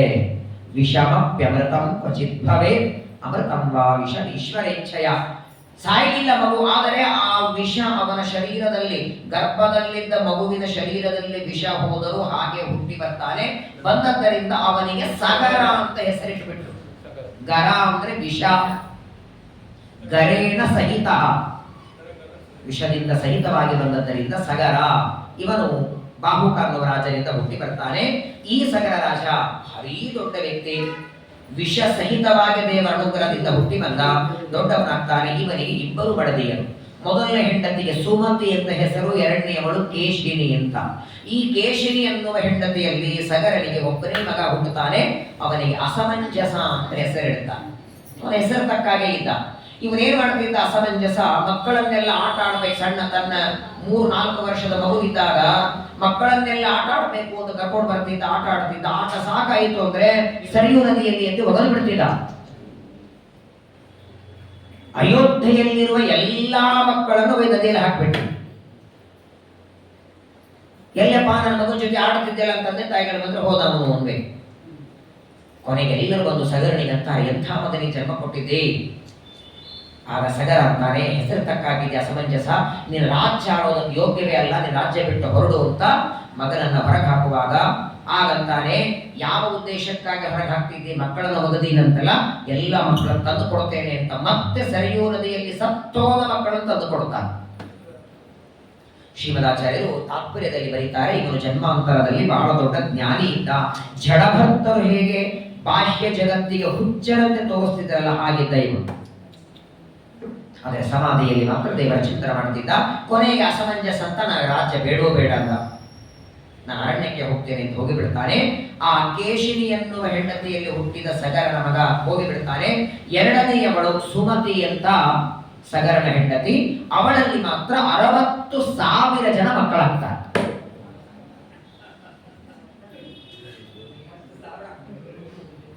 ಶ್ರೀಮದ್ ಆನಂದ ತೀರ್ಥ ಭಗವತ್ಪಾದಾಚಾರ್ಯರಿಗೆ ಶರಣು ಹೋಗಬೇಕು. ಯಾಕಂದ್ರೆ ಇದೇ ನೀವು ನಕ್ರೆಲ್ಲ, ಈಗ ಪ್ರಾಯ ನೀವು ನಕ್ಕಿದ್ದನ್ನು ಅವ್ರು ಯಾರಾದ್ರೂ ಕೇಳಿಸ್ಕೊಂಡಿದ್ರೆ ಯಾಕೆ ನಗು ಬಂತು ನಿಮಗೆಲ್ಲ? ಅಸಾಧ್ಯವೋ ಅಂತ ನಗು ಬಂತೋ, ಆಗ್ಲಿಕ್ಕೆ ಸಾಧ್ಯ ಇಲ್ಲ ಅಂತ ನಗು ಬಂತೋ, ಸುಳ್ಳೇನೋ ಕತೆ ಹೇಳ್ತಿದ್ದಾರೆ ಅಂತ ನಗು ಬಂತೋ? ಯಾವಾಗಲೂ ಒಂದು ಮಾತು ತಿಳ್ಕೊಂಡು, ಸಾಮಾನ್ಯವಾಗಿ ಮನುಷ್ಯ ಈಗ ಇವರೊಂದು 5 ದಿನ ಉಪವಾಸ ಮಾಡಿದ್ದಾರೆ ಅಂತ ಯಾರನ್ನ ತೋರಿಸಿದ್ರೆ ಯಾಕಂದ್ರೆ ಯಾವಾಗಲೂ ತಿಳ್ಕೊಂಡ್ಬಿಡಿ, ನಮ್ಮಿಂದ ಆಗಿಲ್ಲ ಅಂದ್ರೆ ಯಾರಿಂದಲೂ ಆಗಲ್ಲ ಅಂತ ತಿಳ್ಕೊಳ್ಳೋದು ಮನುಷ್ಯನ ಸ್ವಭಾವ. ಪ್ರಾಯ ಮನುಷ್ಯರಿಗೆ ಏಕಕಾಲಕ್ಕೆ 1 ಅಥವಾ ಬಹಳ ಆದ್ರೆ ಅವಳಿ ಜವಳಿ 2 ಮಕ್ಕಳು ಗರ್ಭದಲ್ಲಿ ಹಿಡಿಯೋದು ಒಂದೇ. ಯಥೋಲ್ಮೇನ ಆವೃತೋ ಗರ್ಭದಲ್ಲಿ ಏಕಕಾಲಕ್ಕೆ 1. ಅದು ಕೂಡ 9 ತಿಂಗಳಾದ ಮೇಲೆ ಒಂದು ಮಗುವಿಗೆ ಜನ್ಮ ಕೊಟ್ಟ ಮೇಲೆ 2 ವರ್ಷ ಗ್ಯಾಪ್ ಆದ ಮೇಲೆ ಇನ್ನೊಂದು 2-3 ವರ್ಷ ಆದ ಮೇಲೆ ಇನ್ನೊಂದು ಮಗು. ಇದು ಮನುಷ್ಯರಿಗೆ, ರಾಜರಿಗೆ, ದೇವತೆಗಳಿಗೆ ಹೀಗಿರಲ್ಲ. ಅವರಿಗೆಲ್ಲರೂ ಗರ್ಭದಿಂದಲೇ ಬರುವ ಅವಶ್ಯಕತೆಯೂ ಇಲ್ಲ. 60,000 ಜನ ಅವರಿಗೆ ಯೋಗದಿಂದ ಹುಟ್ಟಿ ಬರ್ತಾರೆ. ಹಾಗಾಗಿ ಶ್ರೀಮದಾಚಾರ್ಯರು ಬರೀತಾರೆ, ಎಲ್ಲೇ ಈ ತರಹದ ಕಥೆ ನೀವು ಕೇಳಿದರೆ ಅದು ಸುಳ್ಳಲ್ಲ, ಕಟ್ಟ ಕಥೆಯಲ್ಲ, ಚೇಷ್ಟೆಯಲ್ಲ. ಕೇಳಿ ನಗಬೇಡಿ, ಅಪಹಾಸ ಮಾಡಬೇಡಿ, ಇದು ಸತ್ಯ. ಸತ್ಯ ಇದೆ. 60,000 ಜನನು ಗರ್ಭದಿಂದಲೇ ಹುಟ್ಟಿ ಬಂದಿಲ್ಲ. ಮಹಾಭಾರತ ಇದಕ್ಕೆ ಜ್ವಲಂತ ದೃಷ್ಟಾಂತ. ಒಂದೇ ಗರ್ಭ 100 ಹೋಳಾಯ್ತೋ ಇಲ್ಲೋ, ಗರ್ಭ ಒಂದೇ 100 ತುಂಡುಗಳ ಹಾಗೆ ಏಕಕಾಲಕ್ಕೆ 60,000 ಜನ ಬರಬಹುದು. ಒಂದು ಮಗುವಾಗಿ, 2 ವರ್ಷ ಗ್ಯಾಪ್ ಆಗಿ, 3 ವರ್ಷ ಆದ್ರೆ ಇನ್ನೊಂದು ಮಗು, ಹೀಗೆಲ್ಲ ಅನ್ಕೋಬೇಡಿ. ಅಕಸ್ಮಾತ್ ಇವರು ನಮ್ಮಲ್ಲಿ 1-2 ವರ್ಷ ಗ್ಯಾಪ್, ಮತ್ತು ಅವ್ರು ಪ್ರವಚನ ಕೂತ್ಕೊಂಡು ಕೇಳ್ತಿದ್ವಿ ಯಾಕೆ ಮತ್ತೆ? ನಮ್ಮಂತ ಮನುಷ್ಯರಲ್ಲ, ಅವರು ಜ್ಞಾನಿಗಳು, ಭಗವಂತನ ಭಕ್ತರು. ಏಕಕಾಲಕ್ಕೆ ಇಂಥದ್ದು ಪಡೆಯುವ ಸಾಮರ್ಥ್ಯ ದೇವರಿಂದ ಪಡೆದಿದ್ದಾರೆ ಅನ್ನೋದಕ್ಕೆ ಭಾಗವತೊಳ ಬಂದರು ಅವರು. ಇಲ್ಲ ನಾವು ಭಾಗವತೊಳ ಸೇರ್ಕೊತಿದ್ದೀವಲ್ಲ, ಹೌದಾ ಇಲ್ಲ? ಹಾಗಾಗಿ ಅಪಹಾಸ ಯಾಕೆ ಇದಂತಲ್ಲ, ನೀವು ಹರಿವಂಶದಲ್ಲೂ ಬೇಕಾದಷ್ಟು ಕೇಳ್ತೀರಾ. ಅನೇಕ ಕಡೆಗೆ ಈ ತರಹದ ಪ್ರಸಂಗಗಳು ಬರ್ತವೆ. ಸರ್ವಥಾ ಹಾಗೆ ತಿಳ್ಕೋಬಾರದು. 10,000 ಜನ ಗಂಡು ಮಕ್ಕಳಾಗಿದ್ದಾರೆ. ಎಲ್ಲ ಮಕ್ಕಳಿಗೆ ಒಳ್ಳೆ ಸಂಸ್ಕಾರವನ್ನು ಕೊಟ್ಟಿದ್ದಾನೆ. ಒಂದು ದಿನ ಸಗರ ರಾಜನಿಗೆ ಅಶ್ವಮೇಧ ಯಾಗ ಮಾಡಬೇಕು ಅಂತ ಅಪೇಕ್ಷೆ ಆಯಿತು. ಅಶ್ವಮೇಧ ಯಾಗ ಮಾಡೋದಕ್ಕೆ ಎಲ್ಲ ಸಲಕರಣೆಗಳನ್ನು ಮಾಡ್ಕೊಂಡಿದ್ದಾನೆ, ಸಿದ್ಧ ಮಾಡ್ಕೊಂಡಿದ್ದಾನೆ. ಅಶ್ವಮೇಧ ಸುಮ್ಮನೆ ಒಂದು ಕುದುರೆ ಕಟ್ಟಿ ಮಾಡೋದಲ್ಲ, ತುಂಬಾ ವಿಧಾನ ಇದೆ. ಆ ಕುದುರೆಯನ್ನ ಕಟ್ಟುವ ಕಂಬಕ್ಕೆ ಯೂಪ ಅಂತ ಕರೀತಾರೆ. ಅದನ್ನ ನ್ಯಾಯಾಮೃತದಲ್ಲಿ ವ್ಯಾಸರಾಜರು ಅನೇಕ ಕಡೆಗೆ ದೃಷ್ಟಾಂತ ಕೊಡ್ತಾರೆ, ಅನೇಕ ಕಡೆಗೆ ಸುಧಾಕರದಲ್ಲೂ ಕೊಡ್ತಾರೆ. ಆ ಕಂಬ ಯೂಪ, ಅದಕ್ಕೆ ಯೂಪ ದಾರು, ದಾರು ಅಂದ್ರೆ ಕಟ್ಟಿಗೆ, ಕಟ್ಟಿಗೆದ ಕಂಬ ಎಷ್ಟು ಅಗಲ ಇರಬೇಕು, ಉದ್ದಿರಬೇಕು. ಒಂದು ಕುದುರೆಯನ್ನ ಪೂಜೆ ಮಾಡಿ ಅದನ್ನ ಬಿಡಬೇಕಂತ, ಅದೆಲ್ಲ ಕಡೆಗೆ ಸಂಚಾರ ಮಾಡಬೇಕು. ಯಾರು ಅದನ್ನು ತಡಿಬಾರದು. ತಡೆದರೆ ಅವರ ಜೊತೆ ಯುದ್ಧ ಮಾಡಿ ಕುದುರೆ ತರಬೇಕು. ಅದೆಲ್ಲ ಕಡೆಗೆ ಸಂಚಾರ ಮಾಡಿ ಬಂದ ಮೇಲೆ ಕಂಬಕ್ಕೆ ಕಟ್ಟಿ ಅದಕ್ಕೆ ಪೂಜೆ ಮಾಡಿ ಅನಂತರ ಅದರ ಮೇಧಸ್ಸಿನಿಂದ ಹೋಮ. ಸಗರ ರಾಜ ಅಶ್ವಮೇಧ ಯಾಗ ಮಾಡುವುದಕ್ಕೆ ಕುದುರೆಯನ್ನು ಬಿಟ್ಟಿದ್ದಾನೆ. ಆ ಕುದುರೆಯನ್ನ ಇಂದ್ರದೇವರು ಭೂಲೋಕದಲ್ಲಿರುವ ಕುದುರೆಯನ್ನ ಕೆಳಗೆ ರಸಾತಳಕ್ಕೆ ತಗೊಂಡು ಹೋಗಿಬಿಡುತ್ತಾರೆ. ರಸಾತಳದಲ್ಲಿ ಕಪಿಲ ಪರಮಾತ್ಮ, ದೇವಹೂತಿಯ ಮಗನಾದ ಕಪಿಲ ಪರಮಾತ್ಮ ಧ್ಯಾನದಲ್ಲಿ, ಯೋಗದಲ್ಲಿ ಕೂತಿದ್ದಾನೆ. ಅವನು ಯಾರು ಧ್ಯಾನ ಮಾಡಬೇಕಾಗಿಲ್ಲ, ಜಗತ್ತಿನ ದೇವರು ತಾನೇ ತಾಯಿಗೆ ಅಷ್ಟಾಂಗ ಯೋಗ ಹೇಳಿದ್ದಾನೆ. ತೃತೀಯ ಸ್ಕಂದದಲ್ಲಿ ಕೇಳಿದ್ದೇವೆ. ಆ ಯೋಗದಲ್ಲಿ ಕೂತಿದ್ದಾನೆ ಕಪಿಲ ಪರಮಾತ್ಮ, ಕಣ್ಣು ಮುಚ್ಚಿದ್ದಾನೆ. ಅವರ ಮುಂದೆ ಕುದುರೆ ತಂದು ಬಿಟ್ಟುಬಿಟ್ಟಿದ್ದಾನೆ. ಕುದುರೆಯನ್ನ ತಂದದ್ದು ಇಂದ್ರದೇವರು, ತಂದು ಬಿಟ್ಟದ್ದು. ಆ ತಂದು ಬಿಟ್ಟು ದೇವರಿಗೆ ಕಣ್ಣು ಮುಚ್ಚಿದ್ರೆ ಗೊತ್ತಾಗಬೇಕು, ಗೊತ್ತಾಗಲಿಲ್ಲ ಅಂತೇನಿಲ್ಲ, ಸರ್ವಜ್ಞ ಅವನು. ಆದರೂ ಕಪಿಲ ಪರಮಾತ್ಮ ಕಣ್ಣು ಮುಚ್ಚಿದ್ದಾನೆ. ಈ ಕಡೆ ಏನಾಯಿತು, ಮಕ್ಕಳನ್ನ ಕಳಿಸ್ಕೊಡ್ತಾನೆ. ಒಬ್ಬರು ಇಬ್ಬರಲ್ಲ, 60,000 ಜನ ಇದ್ದಾರೆ. ಕುದುರೆ ಹುಡ್ಕೊಂಡು ಬನ್ನಿ ಅಂದಾಕ್ಷಣ ಅವರೆಲ್ಲ ಪಾಪ ಹುಡುಕ್ತಾ ಭೂಲೋಕದಿಂದ ಕೆಳಗೆ ಲೋಕಗಳಿಗೆ ಇಳಿತಾ ರಸಾತಲಕ್ಕೆ ಬಂದು ನೋಡ್ತಾರೆ. ಕಪಿಲ ಋಷಿಗಳ ಆಶ್ರಮದ ಮುಂದೆ ಕುದುರೆ ಇದೆ. ಅಜ್ಞಾನದಿಂದ ಇವರೇ ಕಳ್ಳತನ ಮಾಡಿದ್ದಾರೆ ಅಂತ ತಿಳಿದುಬಿಟ್ರು. ಇವರ ಮುಂದೆ ಇದ್ದದ್ದಕ್ಕೆ ಪ್ರಾಯ ಎಲ್ಲಿಂದೋ ಸಂಪರ್ಕದ ನಿಮ್ಮ ಮುಂದೆ ಹಾಕ್ಬಿಟ್ರೆ ನೀವೇ ಕಳ್ಳತನ ಮಾಡೋದಂಗೆ ಅಲ್ಲ. ಊಟ ಕೂತಿರ್ತೀರಿ, ಅಲ್ಲಿ ಯಾಕೆ ಬೆಳ್ಳಿ ಲೋಟ ಇದೆ ಅಂತಂದ್ರೆ ನಿಮ್ಮ ಮುಂದೆ ಇಟ್ಬಿಟ್ರೆ ಇಟ್ಟವ್ರು ಹೋಗಿಬಿಟ್ಟ, ಆ ವ್ಯಕ್ತಿ ಕೇಳೋದು ಯಾರನ್ನ? ಹಾಗಾಗಿ 60,000 ಜನ ಕಪಿಲರೇ ಕಳ್ಳತನ ಮಾಡಿದ್ದಾರೆ ಅಂತ ತಿಳ್ಕೊಂಡು ಕೇಳಬೇಕು, ಕೇಳೋದಿಲ್ಲ, ಮಾತಾಡಿಸೋದಿಲ್ಲ. ಕೈಯೊಳಗೆ ಆಯುಧವನ್ನು ತಗೊಂಡು ಹೊಡಿಲಿಕ್ಕೆ ಬಂದ ಡೈರೆಕ್ಟ್. ಹನ್ಯತಾಂ ಪಾಪಃ ಇತಿ 60,000 ಕೊಲ್ರೆ ಅವರನ್ನ ಅಂತ. ತಂದೆ ಮಾಡುವ ಅಶ್ವಮೇಧ ಯಾಗದ ಕುದುರೆಯನ್ನು ಅಪಹಾರ ಮಾಡಿದ್ದಾರೆ, ಕೊಲ್ರೆ ಅಂದಾಕ್ಷಣ ಪಾಪ. ಇವರೇನು ಮಾಡಲಿಲ್ಲ ಕಪಿಲರು, ಏನು ಯೋಗ ಸಾಮರ್ಥ್ಯದಲ್ಲಿ ಕೂತಿದ್ದಾರೆ. ಪ್ರಾಯ ಈ ಕಥೆಯನ್ನು ನೀವು ಅನೇಕ ಸಲ ಕೇಳಿದ್ದೀರಿ, ಬೇರೆ ಬೇರೆ ಸಂದರ್ಭದಲ್ಲಿ ಕೇಳಿರ್ತೀರಿ. ಅಲ್ಲೇನು ಕೇಳಿದ್ದೀರಿ ಪ್ರವಚನದಲ್ಲಿ ನೀವು? 60,000 ಜನ ಸುಟ್ಟು ಬೂದಿ ಆಯಿತು. ಸರಿ, ಎಲ್ಲಿಂದ? ಬೆಂಕಿ ಎಲ್ಲಿಂದ?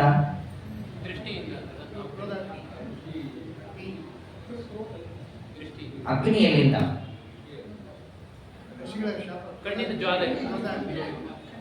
ಕಣ್ಣಿನಿಂದ ಅಲ್ಲ. ಅದಕ್ಕೆ ನಾನು ಕೇಳಿದೆ, ಕಣ್ಣಿನಿಂದ ಅಲ್ಲ. ಯಾಕಂತ ಕೇಳಿ, ಅವ್ರ ಕಣ್ಣನ್ನು ಆಮೇಲೆ ತೆಗಿತಾರೆ, ಕಣ್ಣು ತೆಗೆದೇ ಇಲ್ಲ ಅವರು. ಮೊದಲನೇದಾಗಿ ಸಾಮಾನ್ಯವಾಗಿ ಜಗತ್ತಿನೊಳಗೆ ಹೀಗೆ ಪ್ರಕೋಪ ಮಾಡಿಕೊಂಡು ಸಾಮಾನ್ಯ ಕಣ್ಣಿನಿಂದ ಅಗ್ನಿ ಯಾವಾಗ ಬರುತ್ತೆ? ಕೋಪ ಬಂದಾಗ್ತಾನೆ. ದೇವರಿಗೆ ಕೋಪ ಇದೆಯಾ?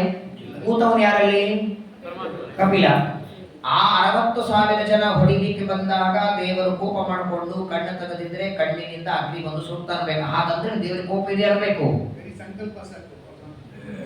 ದೇವರಿಗೆ ಕೋಪ ಇದೆಯಾ?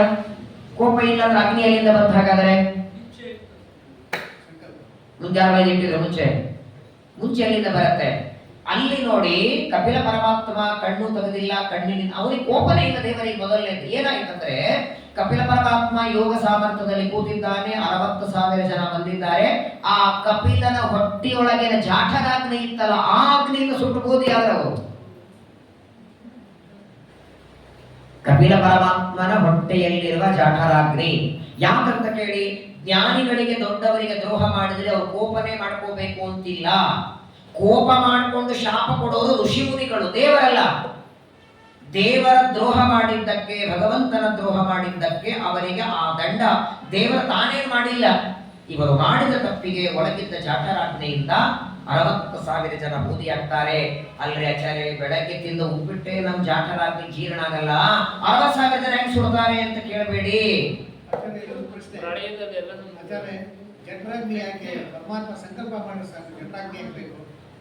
ಸಂಕಲ್ಪ ಯಾಕೆ ಮಾಡ್ತಾರೆ ದೇವರು? ಅವರೇನು ದುಷ್ಟರ? ಸಂಕಲ್ಪ ಎಲ್ಲಿ ಮಾಡ್ತಾರೆ? ಹಾ, ಜಠರಾಗ್ನಿ ತನ್ನಷ್ಟಕ್ಕೆ ತಾನೇ. ಯಾಕಂದ್ರೆ ಇವರು ಈಗ ಎರಡಿದೆ, ಶಾಪ ವರ ಎರಡೂ ಕೂಡ ಕೊಡು ಅಂತ ಬೇಡಬೇಕಾಗಿಲ್ಲ, ತಾನಾಗೆ ಬರೋದು. ಜ್ಞಾನಿಗಳ ದ್ರೋಹ ನೀವು ಮಾಡಿ ನೋಡಿ, ಅವ್ರು ಏನೂ ಮಾಡದಿದ್ರು ಅನರ್ಥ ಆಗತ್ತೆ, ಅವ್ರು ಮಾಡಬೇಕಾಗಿಲ್ಲ. ಜಾಠರಾಗ್ನಿಯನ್ನ ಇವರು ಹೊತ್ತಿಸಿಲ್ಲ, ಜಾಠರಾಗ್ನಿಗೆ ಹೋಗಿ ಸುಡು ಅಂತ ಹೇಳಿಲ್ಲ. ಇವರು ಮಾಡಿದ ದ್ರೋಹಕ್ಕೆ ಕಪಿಲರನ್ನ ನೋಡಿ ಹೊಡಿಬೇಕು ಅಂತ ಮಾತಾಡಿಕೊಂಡು ಅವರ ಮೇಲೆ ಕೈ ಮಾಡಿದ ದ್ರೋಹಕ್ಕೆ ಅಗ್ನಿಯಿಂದ ಭಸ್ಮಾದರು. ಅಲ್ಲಿ ಅಗ್ನಿಯನ್ನು ಹೊತ್ತಿಸಬೇಕಾಗಿಲ್ಲ, ಕಳಿಸಬೇಕಾಗಿಲ್ಲ. ಇನ್ನು ಸಂಕಲ್ಪ ಅಂದ್ರೆ ಇವರದೇನೋ ತಪ್ಪಿದ್ರೆ ಸಂಕಲ್ಪ ದೇವರು ಮಾಡಬೇಕು. ಸಾಮಾನ್ಯವಾಗಿ ಸಜ್ಜನರನ್ನ ಕೊಲ್ಲುವ ಸಂಕಲ್ಪ ದೇವರ ಮಾಡಲ್ಲ. ಇವರು ಸಾಯೋದು ಅನಿವಾರ್ಯ ಇತ್ತು, ಇವರು ಸಾಯಲೇಬೇಕಾಗಿತ್ತು. ಇವರು ಸತ್ತ ಮೇಲೇ ಗಂಗೆ ಭೂಮಿಗೆ ಬರಬೇಕು. ಆದರೆ ತಾನೇ ಸಂಕಲ್ಪ ಮಾಡಿ ಪರಮಾತ್ಮ ಕೊಲ್ಲೋ ಹಾಗಿರಲಿಲ್ಲ. ಯಾಕಂದ್ರೆ ಇವರು ಯಜ್ಞಕ್ಕಾಗಿ ಕುದುರೆ ತಗೊಂಡು ಬಂದಿದ್ರು. ಮಾಡಿದ ಅಪರಾಧ ಯಾರು ಕಳ್ಳರು ಅಂತ ವಿಚಾರ ಮಾಡಿ ಮಾಡಬೇಕಾಗಿತ್ತು. ಆ ಅಪರಾಧ ಮಾಡಿದ್ದಕ್ಕೆ ಈಗ ನೋಡಿಬೇಕಾದ್ರೆ, ಒಲೆ ಮೇಲೊಂದು ಪಾತ್ರೆ ಇಟ್ಟಿರ್ತೀರಿ, ಅರ್ಧ ಗಂಟೆ ಪಾತ್ರೆ ಇಡ್ತೀರಿ, ಕಾಯ್ದಿದೆ, ಅದನ್ನು ಇಳಿಸ್ಬೇಕಾದ್ರೆ ಈ ಕಡೆ ಸಿಗ್ಲಿಲ್ಲ, ಏನೂ ಸಿಗ್ಲಿಲ್ಲ, ಪಟ್ನೆ ಹಿಡಿದ್ರೆ ಏನಂತೀರಿ? ಪಟ್ನೆ ಸುಟ್ಟಾಗ ಯಾವ ಸಂಕಲ್ಪನೆ ಇದ್ರೆ ಸುಟ್ಕೋಬೇಕು ಅಂತ ಅದಕ್ಕೆ ಅವ್ರು ಈ ಕಡೆ ಹಿಡ್ಕೊಂಡಿಲ್ಲ ಅಂತೀರಾ? ಅಲ್ಲಿ ಸಂಕಲ್ಪ ಮಾಡಬೇಕಾಗಿಲ್ಲ. ಪಾತ್ರೆ ಕಾಯ್ದಿದೆ, ಅಜ್ಞಾನದಿಂದ ನೀವು ತಿಳಿಯದೋ ಮುಟ್ಟಿದ್ರು ಅದು ಸುಟ್ಟು ಹೋಗುತ್ತೆ. ಹಾಗೆ ಇವರು ಅಜ್ಞಾನದಿಂದ ಕಪಿಲರನ್ನು ಹೊಡಿಬೇಕು ಅಂತ ಬಂದಾಗ ಜಾಠರಾಗ್ನಿಯಿಂದ ಭಸ್ಮ ಆಗಿ ಹೋಗ್ತಾರೆ. ಅದು ಭಗವಂತನ ಜಾಠರಾಗ್ನಿ. ಶ್ರೀಮದಾಚಾರ್ಯರ ಜಾಠರಾಗ್ನಿನೇ ಬ್ರಹ್ಮಾಂಡ ಸುಟ್ಟಾಗತ್ತೆ. ಅಂಗುಷ್ಠ ಮಾತ್ರಂ ಜಠರೇ ಪ್ರತಿಷ್ಠಿತಂ ಜಾಜ್ವಲ್ಯಮಾನಂ ನವ ಜಾತವೇದಸಂ. ಇಡೀ ಬ್ರಹ್ಮಾಂಡ ಸುಟ್ಟಾಕುವ ಸಾಮರ್ಥ್ಯ ಆಚಾರ್ಯರ ಜಾಠರಾಗ್ನಿಗೆ ಇದ್ದಾಗ, ಇನ್ನು ಅನಂತ ಗುಣ ಪರಿಪೂರ್ಣನಾದ ದೇವರು ತನ್ನ ಜಾಠರಾಗ್ನಿಯಿಂದ ಭಸ್ಮ ಆಗಿ ಹೋಗಿಬಿಡ್ತಾರೆ. ಇವರು ಭಸ್ಮ ಆದದ್ದನ್ನ ನೋಡಿ ಕಣ್ಣ ತೆಗಿತಾನೆ ಪರಮಾತ್ಮ. ಕಪಿಲ ಪರಮಾತ್ಮ ಕಣ್ಣು ತೆಗಿತಾನೆ. ದೇವರಿಗೆ ಏನಿದು ಅಸಾಧ್ಯ, ಅಯ್ಯೋ ಪಾಪ ಹೇಗೆ ಸತ್ರು ಅಂತ ಹಿಂಗೆ ಮರಗಬೇಕಾಗಿಲ್ಲ. ಅವನು 60,000 ಜನ ಸುಟ್ಟು ಬೂದಿಯಾದ ಕ್ಷಣ ಭಗವಂತ ಕಣ್ಣು ತೆಗಿತಾನೆ. ಕ್ಷಣ ಮಾತ್ರದಲ್ಲಿ ಅಲ್ಲಿಗೆ ಬರ್ತಾನೆ ತಂದೆ ಸಗರ ರಾಜ. ಇಂತಹದ್ದು ನೋಡಿ, ತಂದೆ ಸತ್ತಾಗ ಮಕ್ಕಳು ಅವರು ಸಂಸ್ಕಾರ ಮಾಡಿ ಶ್ರಾದ್ದ ಮಾಡಬೇಕು. ಇಲ್ಲಿ ಮಕ್ಕಳು ಶ್ರಾದ್ದ ತಂದೆ ಮಾಡೋ ಪ್ರಸಂಗ. 60,000 ಜನ ಸತ್ತೋಗಿದ್ದಾರೆ. ಎಲ್ರಿ ವಿಸರ್ಜನೆ ಮಾಡ್ತೀರ ಅಸ್ಥಿಯನ್ನ? ಯಾಕಂದ್ರೆ ಇನ್ನು ಭೂಮಿಗೆ ಬಂದಿಲ್ಲ ಗಂಗೆ. ತ್ರಿವಿಕ್ರಮನ ಪಾದದಿಂದ ಒಡೆದ ಮೇಲೆ, ತ್ರಿವಿಕ್ರಮನ ಪಾದದಿಂದ ಹೊರಗೆ ಬಂತು ನೀರು. ಆ ನೀರನ್ನ ಚತುರ್ಮುಖ ಬ್ರಹ್ಮದೇವರು ಕಮಂಡದಲ್ಲಿ ತುಂಬಿಕೊಂಡ್ರು. ಪರಮಾತ್ಮನ ಪಾದ ತೊಳಿತಾರೆ. ಆ ಪಾದ ತೊಳೆದ ಮೇಲೆ ಮೊದಲು ಬಿದ್ದದ್ದು ಧ್ರುವಲೋಕದಲ್ಲಿ. ಧ್ರುವಲೋಕದಿಂದ ಸಪ್ತ ಋಷಿಗಳ ಲೋಕಕ್ಕೆ ಬಂತು. ಅಲ್ಲಿಂದ ಮೇರು ಪರ್ವತಕ್ಕೆ ಬಂತು. ಮೇರು ಪರ್ವತದಿಂದ ಸ್ವರ್ಗಕ್ಕೆ ಬಂದು ನಿಂತ್ಕೊಂಡಲ್ಲೇ, ಬಂದೇ ಇಲ್ಲ ಭೂಮಿಗೆ. ತತ್ರ ಭಗವತ ಸಾಕ್ಷಾತ್ ವಿಷ್ಣೋರ್ ವಿಕ್ರಮತೋ ವಾಮಪಾದಾಂಗುಷ್ಟನಕ ನಿರ್ಭಿನ್ನೋದ್ವಾಂಡಕಟಾಹ ವಿವರೇಣ ಅಂತ ಪ್ರವಿಷ್ಟಾಯಾಮಾಶ್ಯ ಜಲಧಾರ ತಚ್ಚರಣ ಪಂಕಜ ಅವನೇಜನ ಅರುಣ ಕಿಂಜಲಕ ಉಪರಂಜಿತ ಭಗವತ್. ಇದೆ ಪಂಚಮಸ್ಕಂದಲ್ಲಿ ಕೇಳಿದ್ದೇನೆ. ಹಾಗಾದ್ರೆ ಇನ್ನೂ ಗಂಗೆ ಭೂಮಿಗೆ ಬಂದಿಲ್ಲ, ಸ್ವರ್ಗದಲ್ಲಿ ನಿಂತ್ಕೊಂಡಿದ್ದಾರೆ. 60,000 ಜನ ಸುಟ್ಟು ಬೂದಿಯಾಗಿದ್ದಾರೆ. ಎಲ್ಲಿ? ಈಗ ನಾವೆಲ್ಲ ಹೋಗಿ ಗಂಗೆಯಲ್ಲಿ ಹಾಕ್ತೇವೆ. ಗಂಗೆಯಲ್ಲೋ ಕಾವೇರಿಯಲ್ಲೋ ಹೆಂಗೇರಿ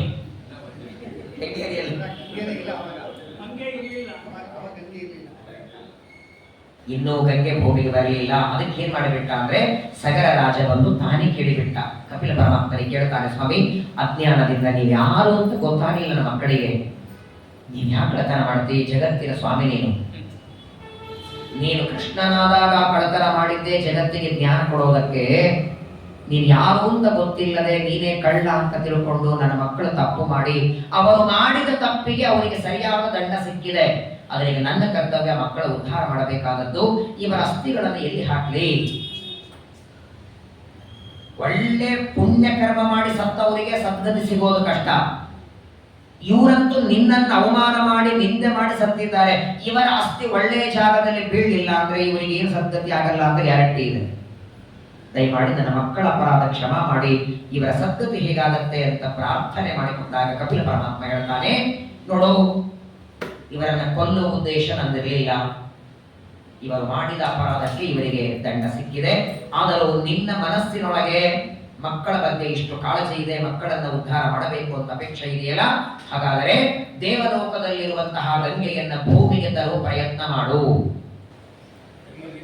ಸಾಮಾನ್ಯವಾಗಿ ಸತ್ತ ಮೇಲೆ ಅಸ್ಥಿಗಳು ಒಯ್ದು ಗಂಗೆಯಲ್ಲಿ ಹಾಕ್ತಾರೆ.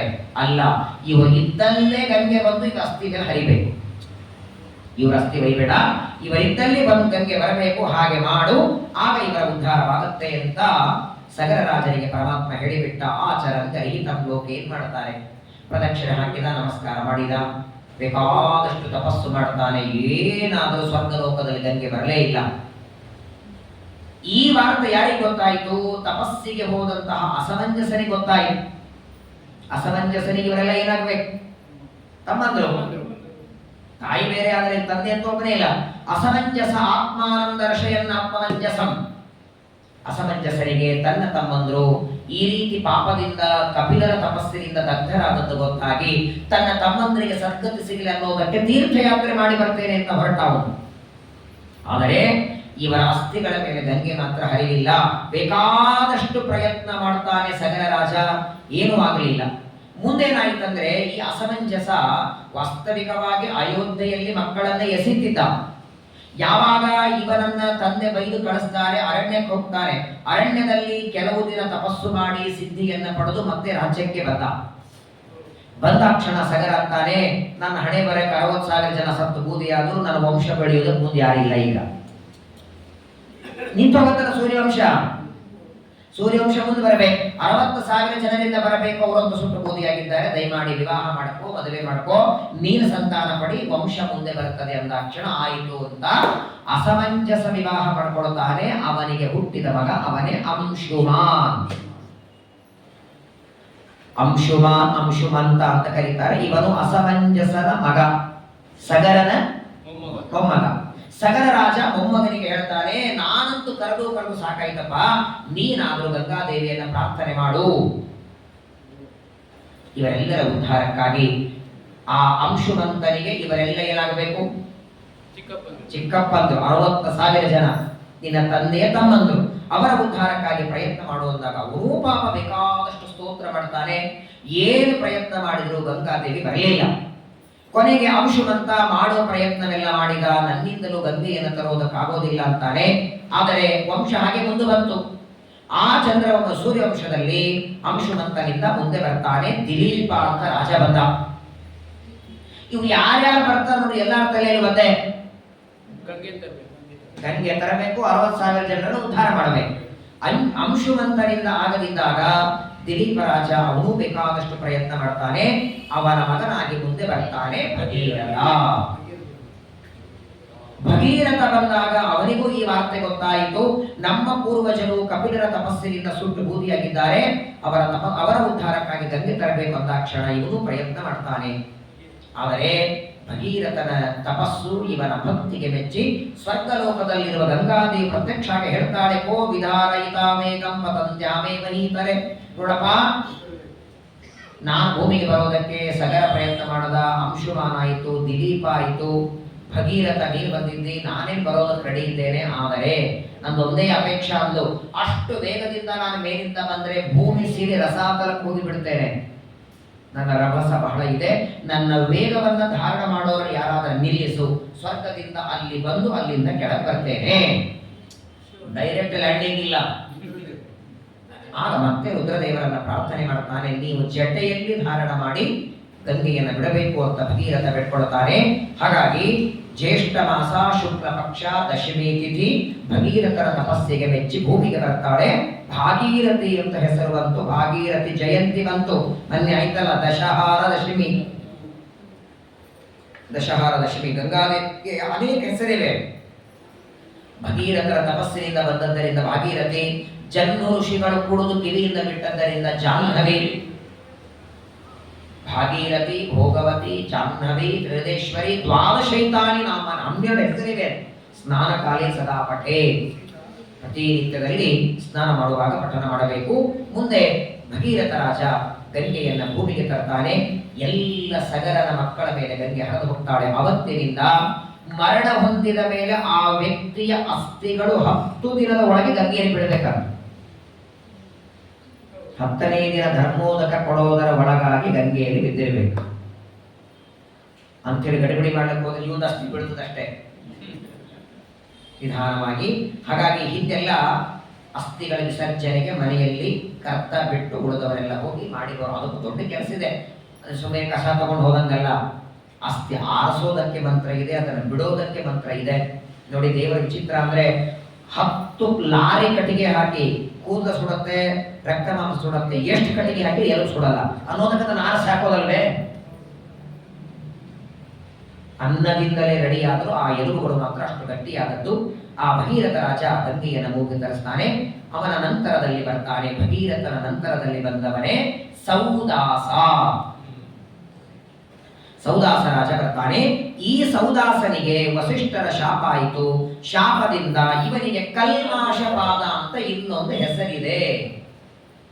ಸೌದಾಸ ಅಂತ ಹೆಸರು, ಕಲ್ಮಾಶಪಾದ ಅಂತ ಇನ್ನೊಂದು ಹೆಸರು ಅಂತ ಶುಕಾಚಾರ್ಯರಂದಾಗ ಪರೀಕ್ಷಿತ ಕೇಳ್ತಾನೆ. ಕಿಂ ನಿಮಿತ್ತೋ ಗುರು ಶಾಪ ಸೌದಾಸಸ್ಯ ಮಹಾತ್ಮನ. ಅಲ್ಲ ಸ್ವಾಮಿ, ಸೌದಾಸ ಅಂತ ಹೆಸರು ಚೆನ್ನಾಗಿರುವಾಗ ಕಲ್ಮಾಶಪಾದ ಅಂತ ಯಾಕೆ ಇವನಿಗೆ ಹೆಸರು ಬಂತು, ಏನಾದ್ರೂ ಕಾರಣ ಇದೆಯಾ ಅಂತ ಪರೀಕ್ಷಿತ ಕೇಳ್ತಾರೆ. ಶುಕಾಚಾರ್ಯರಂತಾರೆ, ಟೈಮ್ ಆಯ್ತಲ್ಲೋ 7:30, ಎಲ್ಲ ಕಡೆ ನೋಡಪ್ಪ, ಪಾಪ ದೂರ ದೂರ ಹೋಗ್ಬೇಕು ಇವರೆಲ್ಲ. ನೀನೇನಲ್ಲೇ ಕುತ್ಕೊಂಡಿದ್ದು 7 ದಿನ ಹೋಗೋವಿಲ್ಲ, ಏನಿಲ್ಲ ಅಲ್ವಾ? ಆದರೂ ನಿಮ್ಮ ಅಮೂಲ್ಯವಾದ ಟೈಮ್ 5 ನಿಮಿಷ ಬಾಡಿಗೆ ಕೊಡಿ. ಅದೇ ಬಾಡಿಗೆ ಆಗುತ್ತೆ, ನಾನು ಆಮೇಲೆ ಅಕೌಂಟಿಗೆ ಹಾಕ್ತೇನೆ. ನಾಳೆ ಬಂದ್ರೆ ನಾನು ಬರಲ್ಲ. ಇವತ್ತಿಗೆ ಸೂರ್ಯವಂಶದ ಒಂದು ಸ್ವಲ್ಪ ಮುಗಿಸ್ಬೇಕಾಗಿದೆ, ಆದ್ದರಿಂದ ಇನ್ನೊಂದು 5 ನಿಮಿಷ ಮುಗಿಸ್ಬಿಡ್ತೇನೆ. ಇವನಿಗೆ ಸೌದಾಸ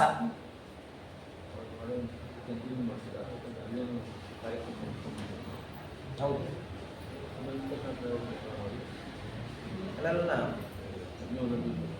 ನಂದು ಬೇರೆ ಕಡೆ ಇದೆ, ಇದೇ ಟೈಮಿಗೆ.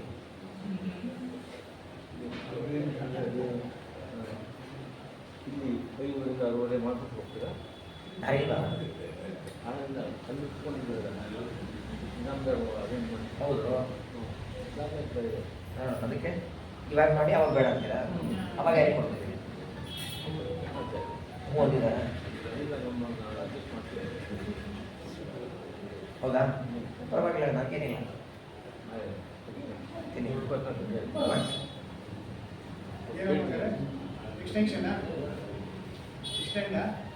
ಈಗ ಶ್ರಾವಣ ಮಾಸದಲ್ಲಿ, ಶ್ರಾವಣ ಮಾಸ ಪ್ರತಿಪದ 25ನೇ ತಾರೀಕಿನಿಂದ 5ನೇ ತಾರೀಕುವರೆಗೆ ಒಂದು ಸ್ಲಾಟ್. ಆ ಸ್ಲಾಟ್ ಅಲ್ಲಿ ಆಲ್ರೆಡಿ 4.5 ತಿಂಗಳ ಮುಂಚೆನೆ ನಮ್ಮ ವಿಠ್ಠಲ್ ಇನಾಮದಾರ್ ಅವರು ಅವರ ಕಮಿಟಿಯಲ್ಲಿ 25ರಿಂದಲೇ ಭಾಗವತದ ಉಮಾಮಹೇಶ್ವರ ಸಂವಾದ ಪ್ರವಚನ ಅಲ್ಲಿ ಆಕ್ಚುಲಿ ಇಲ್ಲ 5ವರೆಯಿಂದ ಮುಗಿಸ್ಕೊಂಡು 6ವರೆಗೆ ಅಲ್ಲಿ ಮಾಡೋ ಪ್ಲಾನ್ ಇತ್ತು. ಈಗ ಇವರು ಏನಂತಿದ್ದಾರೆ, ನಾಳೆ ಇಂದಾನೆ ಕಂಟಿನ್ಯೂ ಮಾಡಿ, ಆ ಟೈಮಲ್ಲಿ ನೀವು ಅಲ್ಲೇ ಹೋಗ್ಬಿಡಿ, ಇಲ್ಲಿ ಬರೋದು ಬೇಡ, ಇಲ್ಲಿ ಈಗಿದ್ದ ಆಚರಣೆ ಅವಾಗ ಹೇಳ್ತೀನಿ. ಇಲ್ಲಿ 5ವರೆಯಿಂದ 6ವರೆ ಮಾಡೋದ್ರೆ ಅನುಕೂಲ, ಎಲ್ಲರೂ ಒಪ್ಕೊಳ್ತಾರೆ. ಅವಾಗ ಸರಿ, ಹಾಗಾದ್ರೆ ಇವತ್ತಿಗೆ ಮುಗಿಸ್ಬಿಡೋಣ. ಇವತ್ತಿಗೆ ಮಂಗಳ ಮಾಡೋಣ. 25ರಿಂದ 5ವರೆಯಿಂದ ಇಲ್ಲ 6ವರೆಗೆ ಸರಿ ಸರಿ, ಇನ್ನೊಂದು 2 ನಿಮಿಷದಲ್ಲಿ ಮುಗಿಸ್ಬಿಡುತ್ತೆ.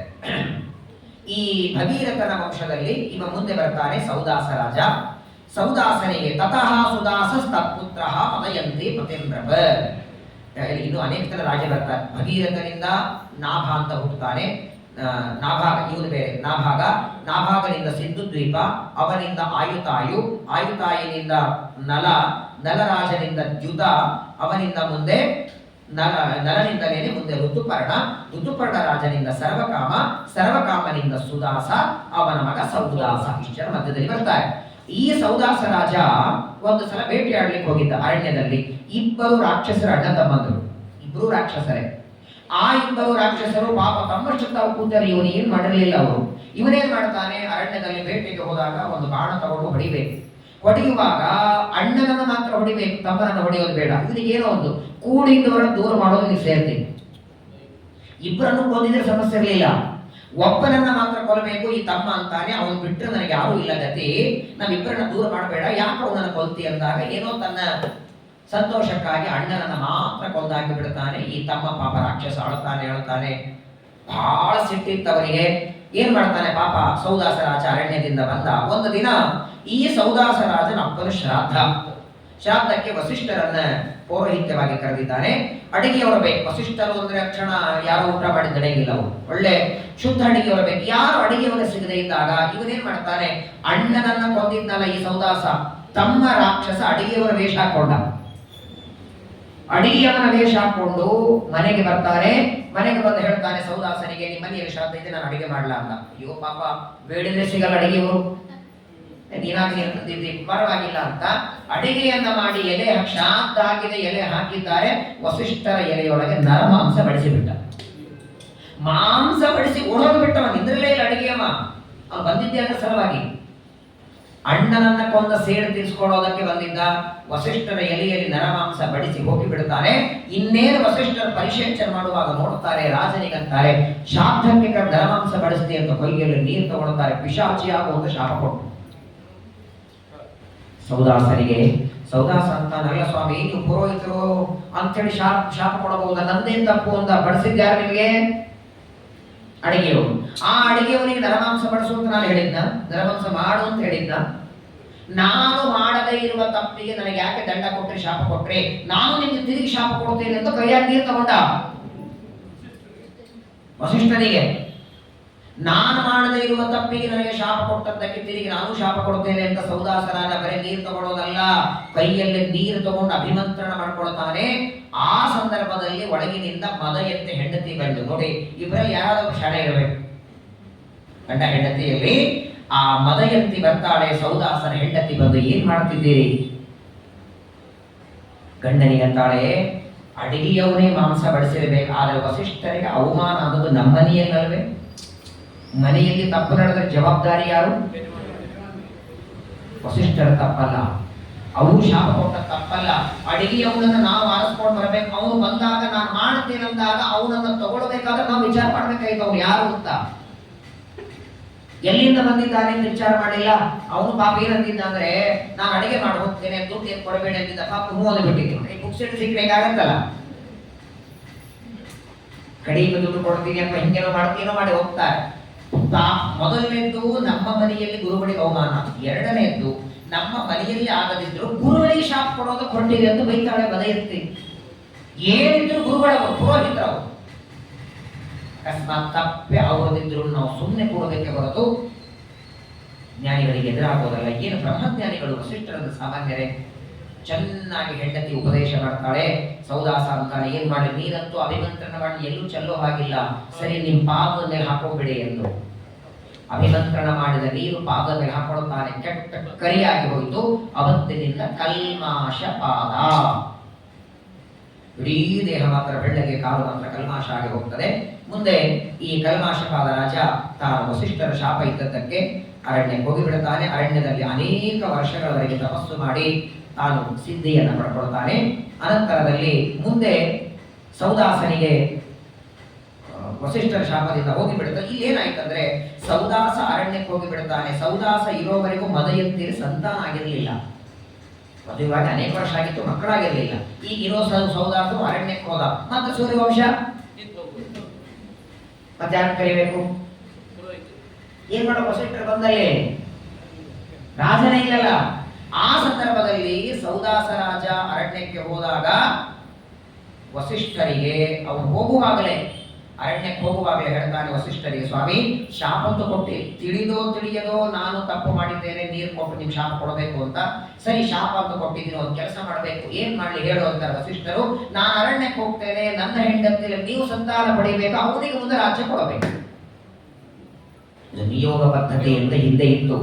ಸಂತಾನ ಪಡೆಯೋದು ಅಂದ್ರೆ ಇವರೇನು ದೇಹ ಮುಟ್ಟೋದಿರಲಿಲ್ಲ, ಮಂತ್ರಶಕ್ತಿಯಿಂದಲೇ ಸಂತಾನ ಕೊಡಬೇಕು.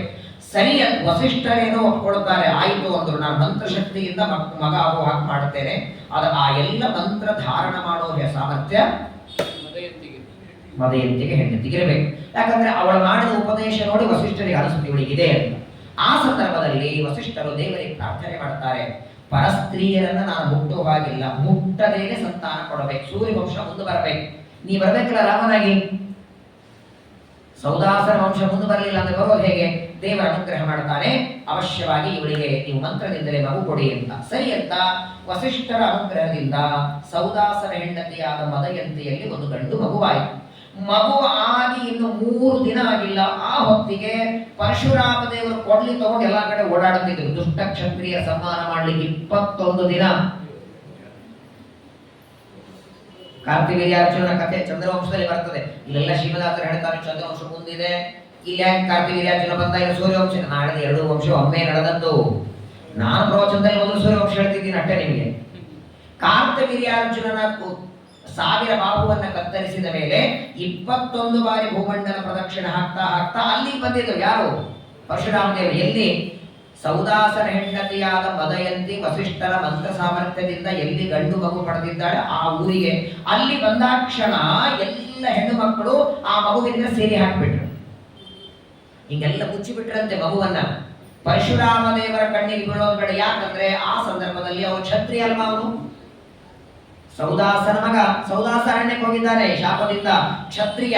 ಈ ಮಗು ಕ್ಷತ್ರಿಯ ಮಗುವಿದೆ ಅಂತ ಅಕಸ್ಮಾತ್ತಾಗಿ ಪರಶುರಾಮ ಕೊಂದು ಹಾಕಿ ಬಿಟ್ಟ ಅಂದ್ರೆ ಮತ್ತೆ ಸೌದಾಸನ ವಂಶ ನಿಂತು ಹೋಗುತ್ತೆ. ಪರಶುರಾಮನ ಕಣ್ಣಿಗೆ ಈ ಮಗು ಬೀಳೋದು ಬೇಡ ಅಂತ ಎಲ್ಲ ಸ್ತ್ರೀಯರು ಮುಚ್ಚಿ ಬಿಡ್ತಾರೆ. ಅವನಿಗೆ ನಾರಿ ಕವಚ ಅಂತ ಹೆಸರು ಬರ್ತದೆ. ನಾರಿಯರು ಕವಚದ ಆಕಾರದಲ್ಲಿ, ಕವಚ ಅಂದ್ರೆ ಹಾಕೋತಾರೆ ಏನು ಬಡಿಬಾರದು ಅಂತ. ಹಾಗೆ ಇವನಿಗೆ ಪರಶುರಾಮ ದೇವರ ತಾಕಬಾರದು ಅನ್ನೋದಕ್ಕಾಗಿ ಅವನಿಗೆ ಕೈಯಿಂದ ಹಿಡಿತಾರೆ. ಅವನು ನಾರಿ ಕವಚ ಅಂತ ಮುಂದೆ ಬರ್ತಾನೆ. ಅವನ ನಾರಿ ಕವಚದ ವಂಶದಲ್ಲಿ ಮುಂದೆ ಇಲಬಿಲ ಅಂತ ಬರ್ತಾನೆ. ಆ ಇಲಬಿಲನಿಗೆ ಖಟ್ವಾಂಗ ಅಂತ ಮಗ. ಖಟ್ವಾಂಗ ಒಂದೇ ಒಂದು ಮುಹೂರ್ತ 48 ನಿಮಿಷ ಮೊದಲು ತನ್ನ ಆಯುಷ್ಯವನ್ನು ತಿಳ್ಕೊಂಡು ಉದ್ಧಾರನಾದ.